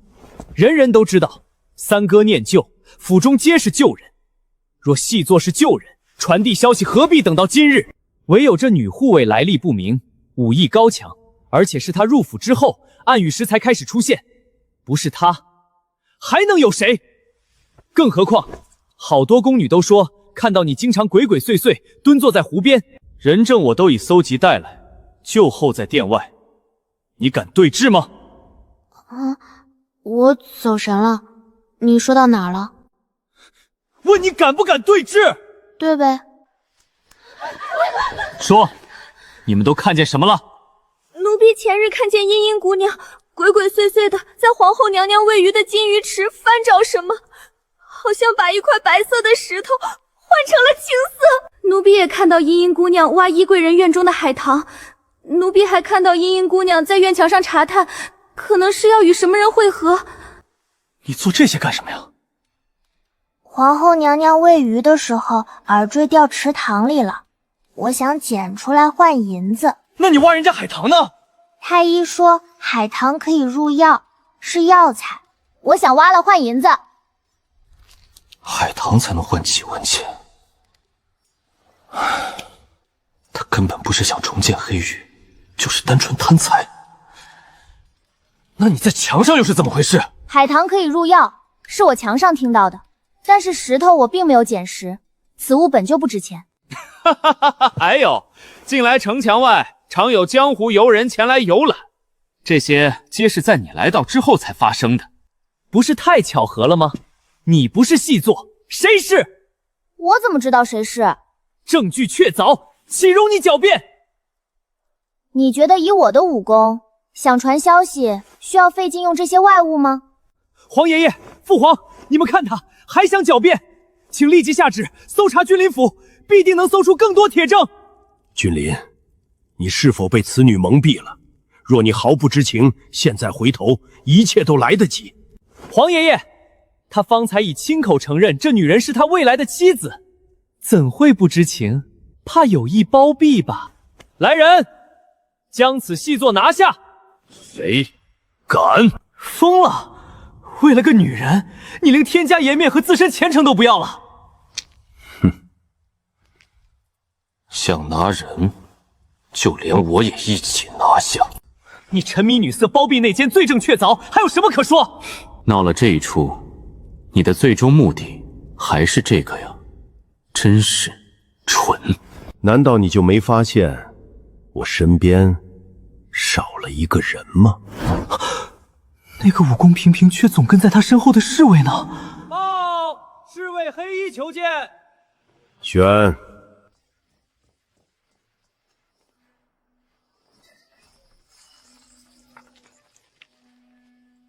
父皇、皇爷爷，这便是证明，是茵茵最先察觉了府中这些诡异的石头。请问，若他是细作，会把这一消息告诉我吗？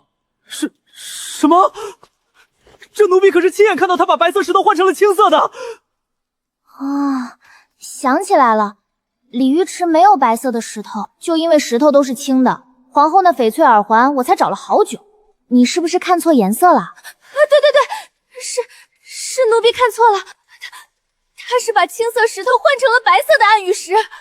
啊，暗语石是青色的，没有白色的。要不你再仔细想想呢？我确实也记不清了。可能我真捡了块石头呢。九弟，你的戏演的可真足啊！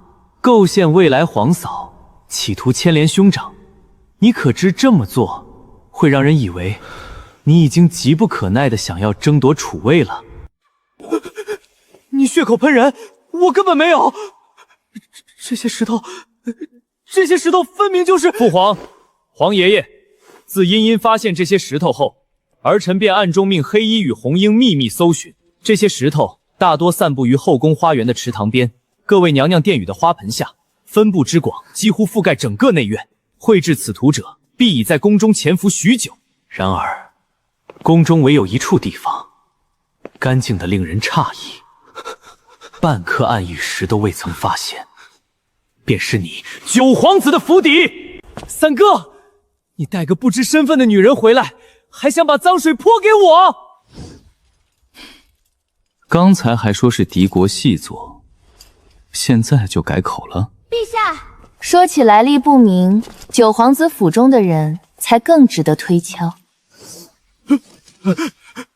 陛下，此夜正是炮制暗玉石所用。臣妾撞见这两位姑娘欲销毁证据，故将人与物证一并带来，请皇上圣裁。贱人，竟敢利用本宫！想要这暴君的命！留活口。那我不去了。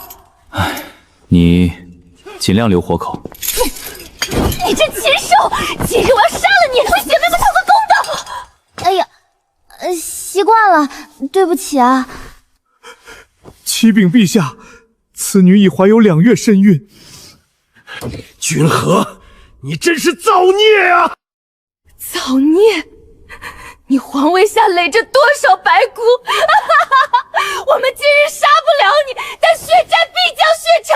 这江山你永远坐不安稳。既然元凶伏诛，此事是否就此了结？了结？想得美！早干什么去了？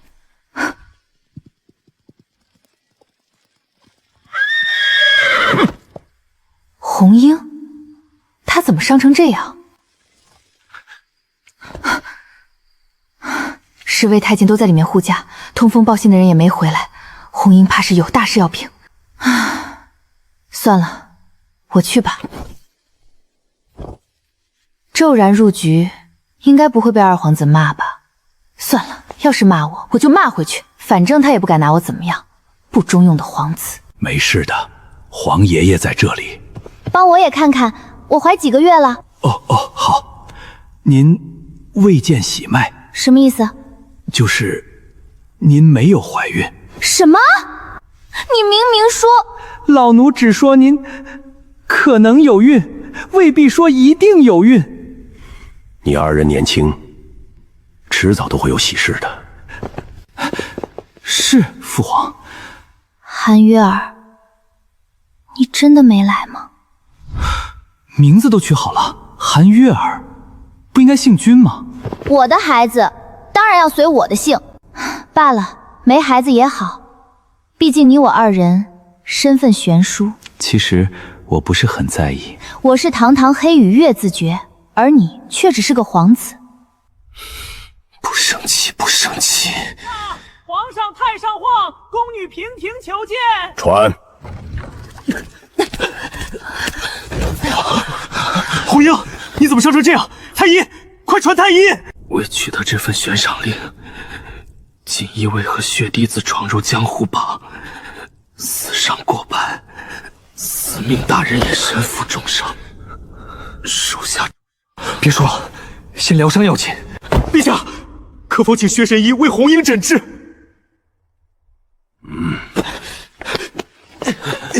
谢陛下。今晚委屈你了，改日朕定会补偿。现在朕有些家事要嘱咐君临，你们先退下吧。是。茵茵姑娘，君临近日似乎清瘦了些，你要多炖些参汤给她补补。哦，对了，她一向最爱喝鸡汤。那你给她炖呗，我可以帮你杀鸡，给我也喝点。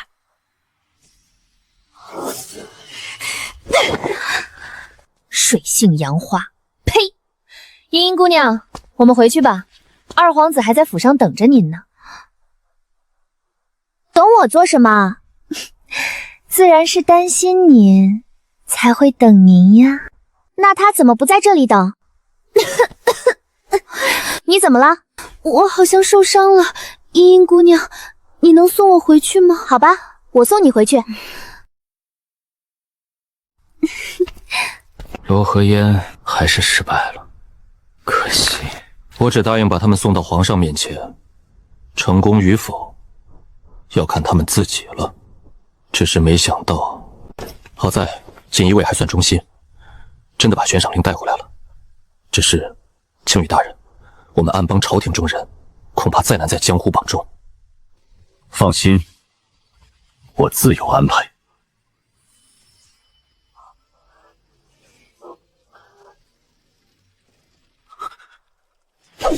父皇，郡叔，你这是要做什么呀？君和，这真是你写的？皇爷爷，孙儿知错了，孙儿一时糊涂，气昏了头才，求皇爷爷救我！君叔，君和再怎么不对，他也是你的亲骨肉啊！难道你真要为了一个外人杀了自己的儿子吗？君临，皇爷爷知道你受了委屈，可君和毕竟是你亲弟弟，血脉相连，难道真要因为一个女人伤了你们兄弟的和气？一个女人，仅仅是一个女人吗？那朕的锦衣卫呢？朕的血滴司呢？朕宫门前那些浴血守卫的将士呢？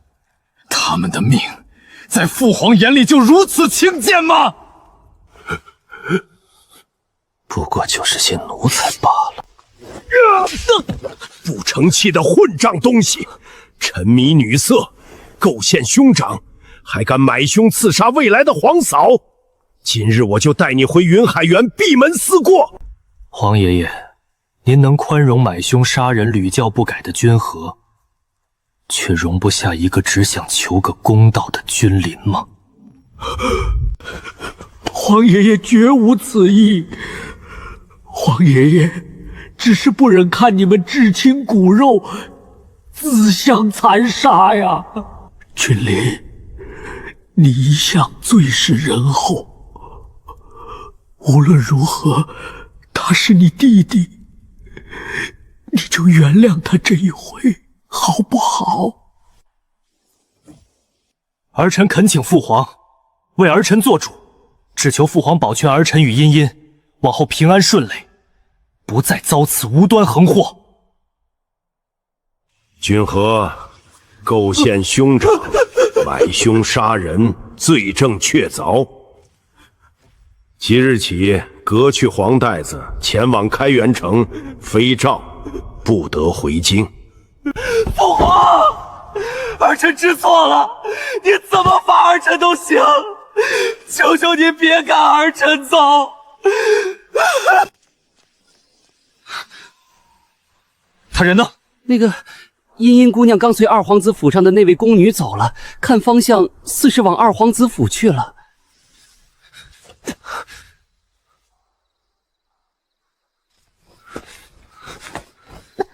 疼，轻点儿。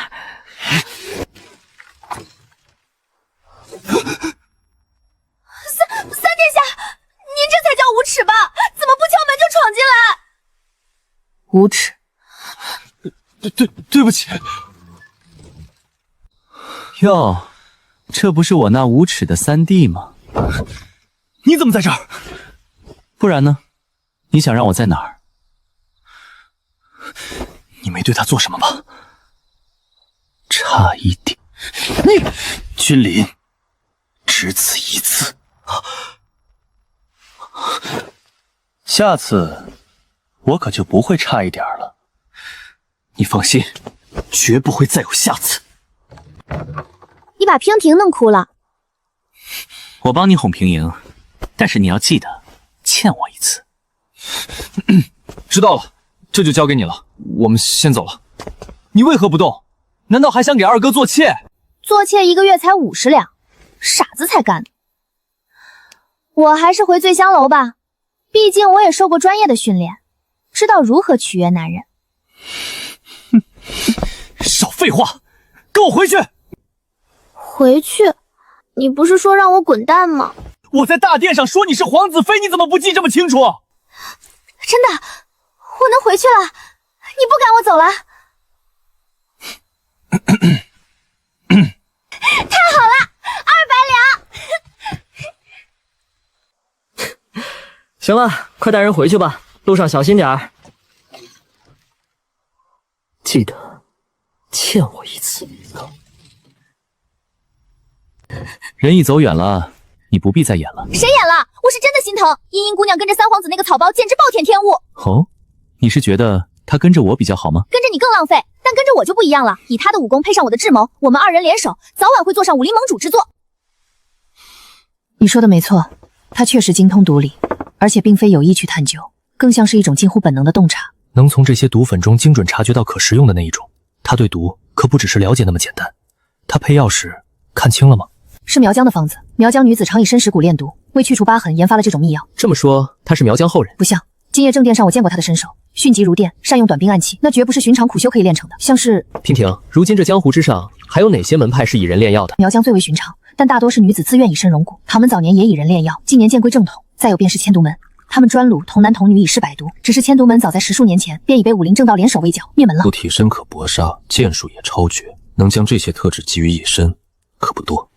黑羽若有这种高手，江湖上绝不会毫无风声，连血滴子都未曾听闻。那红英所言他是关门弟子，空文大师没徒弟，所以我推测他的灭门是侥幸逃脱，被他人所救，授以武艺。如此，茵茵姑娘是他怪异的内力和不全的心智，也就说得过去了。对了，这假的没派上用场，红英将真的带回来了，据说是和血滴子一起硬闯了江湖榜才夺下的。什么？锦衣卫和血滴子联手去闯江湖榜，非但成功了，还活着回来了？也不能算活吧，离死不远了。如果他最终还是死了，岂不是糟蹋了我的定心丹？你还有要问的吗？没有的话，我就去睡了。九弟是如何处置的？如你所料，发配开元城过继给13爷了。不过你下手也未免太狠了些，怎么说也是欲把他打成那样吧？我不是你下的手？怎么可能是我？我只是轻功高，武功可能还不如你，哪有那本事？去查查，看看九弟府上今日什么情况。你倒是睡足了，我可是接连数夜没怎么合眼了。为了骗茵茵制药，还把自己肩膀弄伤了，要查你自己查去。又怎么了？一起睡吗？你也配？要人吗？还有一种情况能拥有如此高深的内力。那个，殿下，你不会扣我银子吧？你还叫我殿下？啊，你全要啊？我也没犯那么大的错吧？就是这是父皇的意思，大概是要尽快为我们赐婚，你也该准备。我不能当皇子妃。我知道你在大殿上那样说只是权宜之计，你就算让我当皇子妃也是碍于情势。但是二皇子不一样，他是真心想让我做妾。这是谁跟你说的？娉婷，他还说当皇子妃也没多少银子，还得学习各种礼仪规矩，也不能随意进出，更不能打打杀杀，还不如给二皇子当妾。虽然银子少，但是规矩也少。你看我说的对吧？而且我还要重建黑羽呢，但是等我存够银子，给青羽大人重建黑羽，回归月子诀之后，我就再回来给你当暗卫。你还想回来？再说了，也不耽误我接悬赏令，到时候我在外面杀完了人，再回你府里杀人，两边都不耽误。你不要把杀人说的像吃饭那么简单。杀人不就像吃饭一样简单吗？如果我说我不想你继续杀人呢？啊，那要是有人要杀我呢？那个算正当防卫。那有人要杀皇上？算你护驾有功。那我这不是都能杀吗？啊，你有不想让我做的事，可以写在这册子上。青羽大人就给了我1本。不对，是3本。前2本都写满了。对，我们慢慢来。对，慢慢写。这个字是你写的？青羽大人教的。他还教过你什么？琴、棋、书、画。你还会琴？来，跟我来。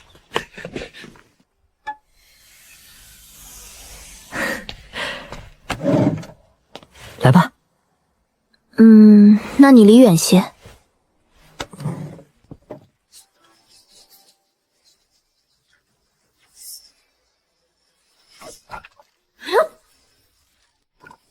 好琴，智贤，我要了。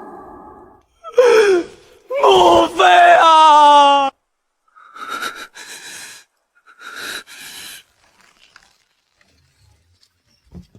你该休息了，这里有我守着，别等到红英醒了，你却倒下了，本宫还得再为你操一次心。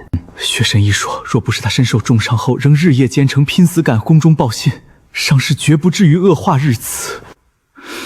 殿下，若您当日当真为那畜生求情，属下绝不会再追随您了。我若真那样做，第一个无法原谅的是我自己。薛神医，红英情况如何？命悬一线，他能撑着这口气回到宫中，还能在大殿上说话，已经是意志惊人，堪称奇迹。这什么意思？您是神医，一定有办法救他的，对不对？稍安勿躁，原本嘛，他的确是必死无疑。万幸们及时给他定心此丹神效，强行护住了他最后一缕心脉，这才吊住了性命，为老夫祈救争得了一线时机。司命去空，他好像在叫司命，莫非是闯江湖榜时，他与司命被迫联手，共兴惺惺相之情？昏迷了还胡思乱想，看来是老夫的阵法力度不够。你做什么？男女授受不亲。检查伤势，他伤的确实很重，这些外伤已经透入脏腑，1颗定心丹不够，你再拿2颗出来。殿下，那定心丹难道不是您赐下的吗？我连定心丹是什么都不知道。哦，对了，娉婷有，我见过他房中有调配定心丹的药粉。娉婷，我真的非去不可吗？他们肯定不会发现的，我们就说是你叫我去打探消息，恰巧遇见红英重伤，顺手他一把，合情合理。可你为了定心丹呀，与其等人家上门质问，不如你主动去说，至少掌控权还会你手里。再见。就不能不说吗？你真是碍事啊！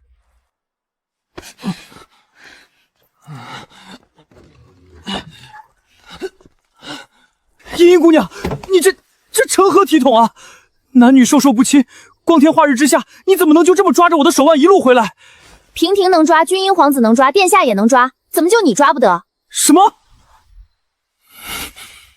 殿下，这现在不是较真的时候，当务之急是红英的伤，我们是不是该去二皇子府上再求几颗定心丹？确实是，但是你现在最要紧的是去休息，少胡思乱想。红英那边，薛神医既然说了暂且无碍，那就是暂时无碍。而且父皇也赏了宫中最上等的药材，未必就比定心丹差。皇上赏的那些药材比定心丹差远了。定心丹真的如此神奇？他的心脉已经快断了，薛神医的医术再好，也只能暂时吊住他性命。定心丹药效极强，我曾经也伤过心脉。青羽大人那时连医仙都找来了，一样束手无策。最后是黑羽倾尽全力，几乎倾巢出动，抢了定心丹，我才活下来。你也曾伤到那种地步？小时候上山采药，不小心掉进狼窝，收拾了那10几头狼后，我又误闯了熊洞，一个不小心被熊拍飞，震断了心脉。幸好飞出去前，我也弄死了那只熊，不然肯定是被吃掉。总之，娉婷拿不出第2颗定心丹，他是好人，如果有，他绝不会吝啬。想那么多也没用。明天一早，我们备上厚礼去拜访二哥，说他府上真有定心丹。无论如何，我也要求来救红英性命。你也去休息吧，养足精神。明日一早我们就去。你不睡吗？啊，我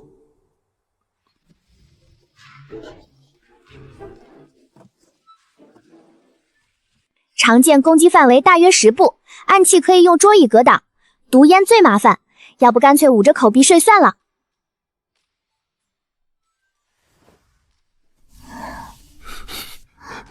你知不知道怎么做才能有小孩呀？你问这个干什么？怎么你们都是这个样子？你就这么想要我们的孩子？当然不想要了，就是因为不想要，才得弄明白，以后才好避开呀。你到底是知道还是不知道？你大可放心，即便你愿意，本宫还不愿意呢。啊？你不愿意就可以吗？那你可千万别愿意啊！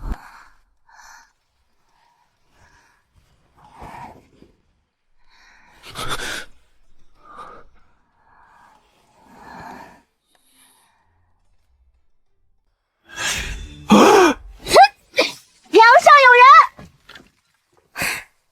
我轻功不行，追不上。你轻功不行，你倒是走门啊！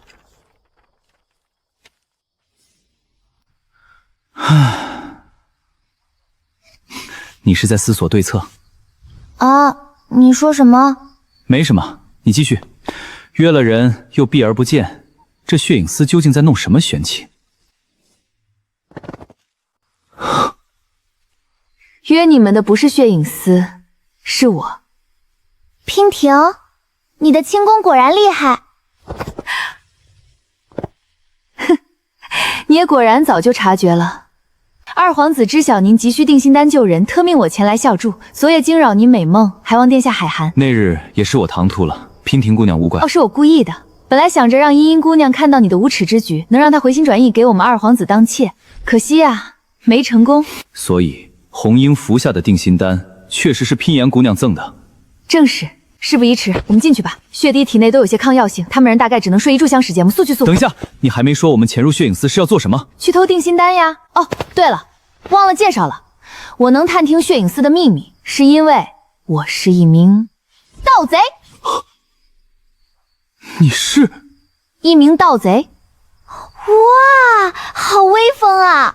你至少也是个什么妙手神偷之类的吧？神偷那是只偷，我们盗贼不但偷，有时候还会抢。亏我还以为三皇子你与不同，未曾想你也是如此庸俗之辈。职业本不分贵贱，三皇子你何必露出那种神情？哎呦，你做什么？刚才不是跟您说了吗？司命谨慎多疑，我们进入血影司绝不能留下半分痕迹，留下半枚指纹，他都能把我们挖出来。你有手套，还要让本宫受这皮肉之苦？手套是仅有2副，总不能让茵茵姑娘这细皮嫩肉挨烫吧？司命有定心丹，我可以直接请父皇做主，让血影司拿出来救红英，我们不必去偷吧？你觉得司命为何将这定心丹藏于密室？是想拿出来救人吗？到时司命不承认他有定心丹，皇上又问您是如何得知血影司定心丹的，您如何回答？该不是想把我给供出去吧？我可是好心帮您救红英啊！不是，你误会了。走吧，偷出来比较快。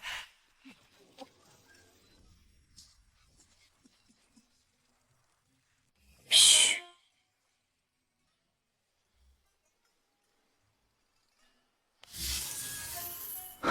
司命大人真是越发谨慎了，每月来都能见着新花样。每月？对啊。血影消息网罗天下，现成的情报网，不来白不来。啊！我想起来了，我在江湖榜上见过你的悬赏令，可惜赏金太低，我们没接。哼，提起就生气。我不过找人劫了那姓赵的镖头2趟镖，他就下了悬赏令。幸亏我机灵，绑了他那5岁的丫头威胁。否则还真是难逃那些赏金猎人之手。对了，你又是怎么见到那江湖榜？因为我是一名杀……是一名本宫安插在江湖的眼线。哦，眼线啊！茵茵，我内力不济，需要你来。哼！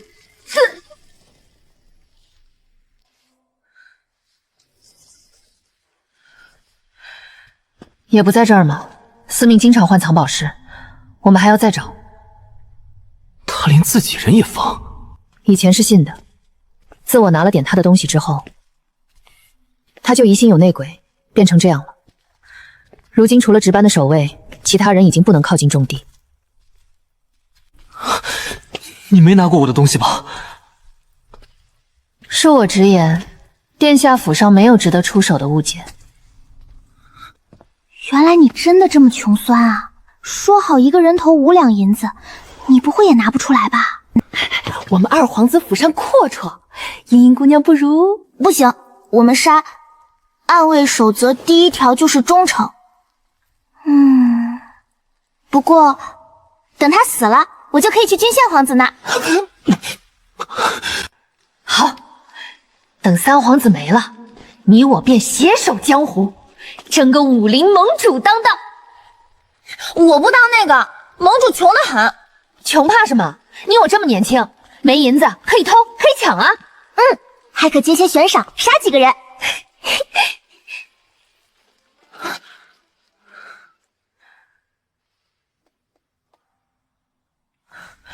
这3路都通往牢狱，但是司命经常调换囚犯位置，防止越狱或私藏物品。那个人8成是有什么毛病，谨慎的烦人。那我们现在要去的是藏丹处吗？不确定，前方有3间密室，还有暗格，需要逐一探查。时间不多，守卫快醒了，我们得快些。你真厉害，早知道我也学做盗贼了。大可不必。我们家5代为盗，凡是想要的，从未失手过。让他在后面慢慢反应吧。娉娉姐，你太厉害了。那些寻常刑具撬不开嘴的人，就会被司命关进这里，不给食水，只能站立。一旦力竭昏厥，就会被尖刺所伤。等到濒死的时候，司命便会命人医治，吊住性命，再送到这里，周而复始，直到那人开口说话或是死。血腥味最浓的地方是这里吗？是那儿。司命又凿了新密室。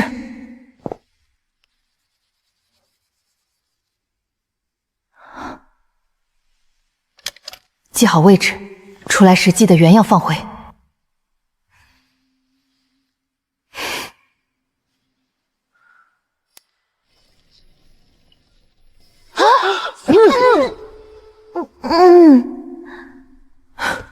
小心！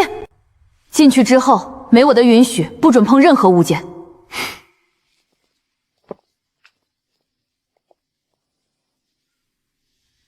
一炷香时间快到了，这里很危险，赶紧离开！不管了，来都来了。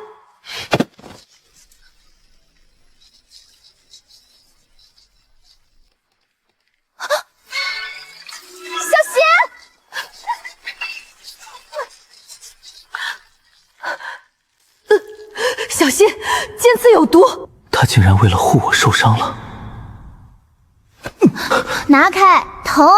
想偷定心丹救红英，做梦！混账！茵茵，把这热液含在舌下，能抵抗迷仙。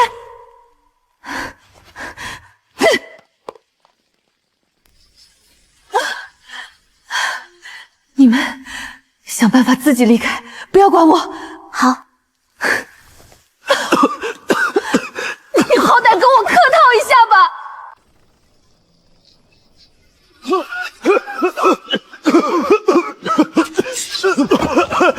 是迷烟，捂住口鼻。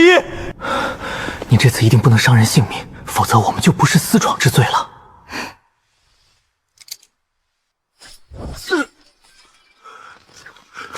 他怎么了？快看！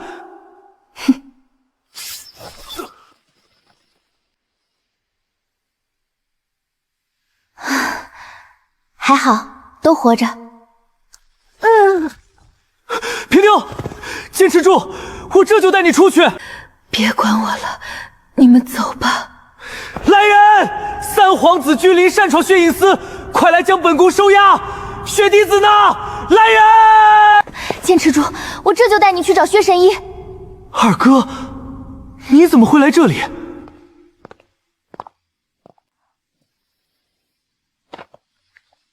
你们都被司命耍了，他早算准你们会来盗取定心丹救红英，在你踏入血影司的同时，他便已派人将定心丹献与父皇了。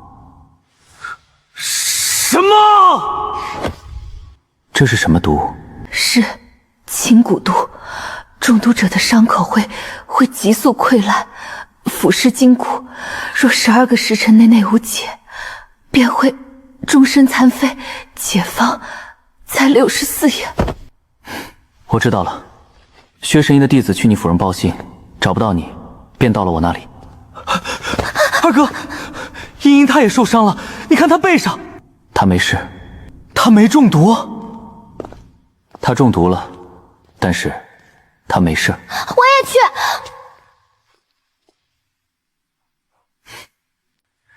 你跟君临回去，不要让血影司的人起疑，她不会有事。哼。茵茵，你年幼之时，可曾有长时间浸泡在药浴之中，或是每日都需要服用汤妖药的记忆？我们每天都要药浴与喝药呀，你们不用吗？你猜测的可能是对的，她确是千毒门用来炼药的童女。你有察觉到其他线索吗？没有，她没有其他异常。茵茵，你换完了没？真的不能补补再穿呀，这还是新做的呢。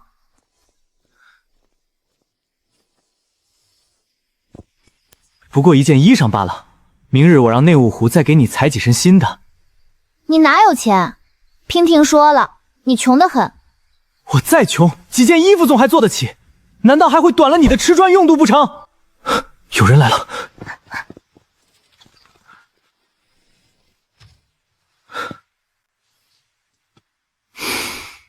你究竟知不知道自己在做什么？睡觉呀。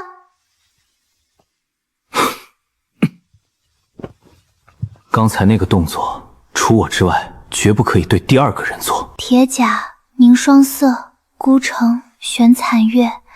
将军解容衣，愿以庐上镜换得3万甲。故将军啊，慢慢走，千里明月送归舟。这是什么诗？是青羽大人念的诗。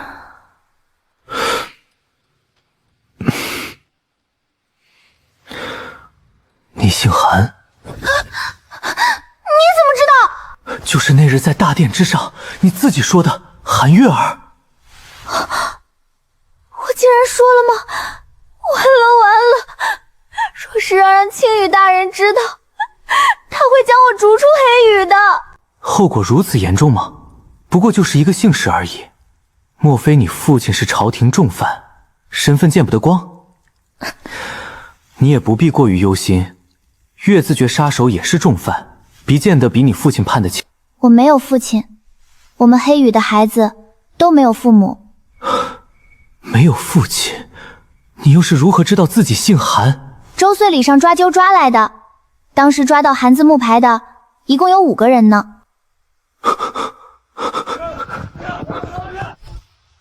雪弟子来了，千万别告诉别人我姓韩。嘘，三殿下已然睡下，诸位有什么要紧的事儿，也请明日再来吧。明日，只怕那位姑娘身上的暗伤，等不到明日。他们怎么知道娉婷中毒了？你二哥不是说他没事吗？他真的坚持不到明日吗？我们得赶紧去救他！走，给我杀出去！他们以为受暗伤的人是你。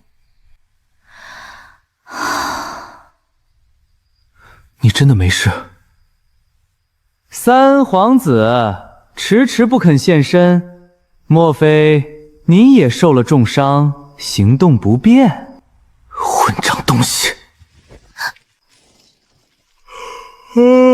半夜在此喧哗，惊扰本宫安寝，你有几个脑袋够留？惊扰殿下，小人罪该万死。只是忧星殿下若不及早拿到解药，那位姑娘所中的尸骨之毒该如何是好？哼，本宫听不懂你在胡言乱语些什么。什么毒？莫非是你们血滴子给哪位姑娘下了毒，找到本宫这里来了？三皇子何必明知故问？今夜您擅闯血影司，虽有高手秀柱得以脱身，但想必那位高手此时也身中剧毒了吧？您总不会想要一个残废的皇子妃吧？放肆！深夜叨扰，妄图栽赃本宫擅闯血影司不够，还敢诅咒本宫未来的皇子妃，谁给你的狗胆？前有君和为例，你们血滴子竟还敢如此不安分！别忘了，你可没有黄带子可革，污蔑皇子死罪。小人不敢，只是司命大人飞鸽传书，命属下务必将解药送至您手中。你们大半夜不睡觉，跑到皇子府来撒什么野？是想让殿下禀明皇上，治你们一个以下犯上的罪名吗？怎么不说话了？方才不是信誓旦旦说本宫的女人身中剧毒吗？难道当时困于刺楼中的还有第三个人？你真是胡说八道！刚才咬定本宫女人中毒，现在又凭空捏造第三个人，这盆脏水非要泼本宫头上不可吗？小人失言，刺兰除大片血迹外，还有零星血点。原先以为是同一人，想来或许另有第三人被困，沾了血影司特制毒，绝不可能安然无事。那你就好好看看，我中毒了吗？你看一眼，本宫就挖了你们的眼珠子！你们不看，怎么知道我没中毒啊？要不我脱了给你们瞧瞧？小人万万不敢，小人绝无威胁皇子妃之意，只是担忧有人中毒，延误救治，绝非污蔑，更非危险。那你们又不肯看，又不相信，究竟是想怎样呀？要不要本宫现在就去请父皇圣驾亲临，由他老人家来决断今夜之事？殿下恕罪，血影司被闯，事关重大，小人以为此事确须禀明皇上，由圣意裁断。还请殿下请皇上圣驾。你们不想活了吗？若不想活了，我可以帮忙了结你们，保证一招毙命，不让你们受罪。未来皇子妃何出此言？莫非是怕小人将您与殿下夜闯血影司之事禀明圣上，所以急于灭口？我不杀你们，皇上也会杀你们的呀，这不是规矩吗？什么规矩？守不住自己的地盘，不都得以死谢罪吗？江湖榜被红英他们闯入，还拿走了悬赏令，估计看榜人要以死谢罪一大批，好可惜。哼，本宫倒是忘了，你血影司守备不力，让人来去自如也是重罪。如今抓不到正主，便想将这盆脏水扣到本宫头上，是罪上加罪，还是说根本无人闯入？这一切不过是你们司命大人精心设计，构陷本宫的一场戏。血影司是否有人闯入，三皇子心知肚明。我等奉司命大人之命，故意放闯入者入内，本是为了人赃并获，是吗？那么人呢？该不会是没抓住吧？还是说私信也下令让你们把贼人恭恭敬敬的放了？茵茵，你也算半个江湖人，可知道守不住自己地盘的后果是什么？哇，你都不知道，可吓人了！上一次江湖榜被闯，看榜人家守卫43人无一幸免，运气好的自缢而亡，运气差的被扔进虎山蛇林，还有更差的被带去炼药，生不如死。我听说的时候差点吓死了。还有黑玉幽字，够了，我还没说完呢。我们不如我给你100两银子，你去买点首饰压压惊，好不好？100两吗？一定要买首饰吗？你爱干嘛就干嘛。若不然，你回去再仔细查查，或许根本就无人闯入，今夜可能只是一场误会，你说呢？司命大人的手腕，你们比我更清楚。本宫希望你们几人都是运气好的。殿下说的是，可能是小人们误判了情况，这便回去严加核查。立刻去太医院打探，看这2日是否有宫女突发恶疾。今夜所有人若不想被扔进刺牢，就把嘴巴闭严了。是。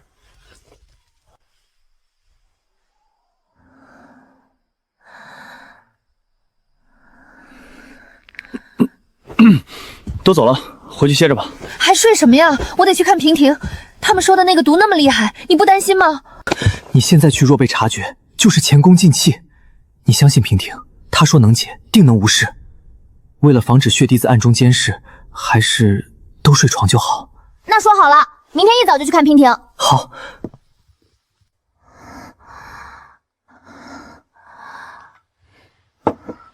我去找宫女来为你上药。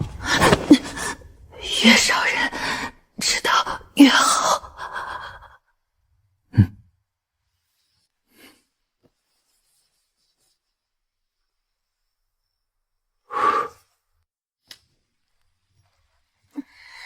你这混蛋王八蛋！这样你就能随意翻身了。早晚天打雷劈。殿下，这是特地为茵茵姑娘打造的，睡了便看不上旁的。哦，烧了。啥？这床可价值1000金呢！烧了。这真烧了。奴才明白了，这就命人重做一张特别宽敞的大床。主要是本宫现在的床旧了，那就有劳总管了。黑衣，你好些了吗？帮我个忙。茵茵姑娘，你怎么不敲门啊？你怎么连基本礼仪都不懂？不要看我，出去！你还站着做什么？快出去啊！黑衣，你能不能再骂我几句？快骂呀！至少也说句滚出去。殿下，救命啊！殿下，您一定要为属下做主啊！你闭嘴吧！严禁进入任何男子的卧房。你比青羽大人还严，他只说进门要敲门而已。那位青羽大人还给你立过什么规矩？不许和师兄们共浴，不许趁他睡着爬他的床榻，还有不许因为猎物说不要杀我就真的不杀。他说男女有别，可是他自己也经常和漂亮姐姐一起睡觉呢。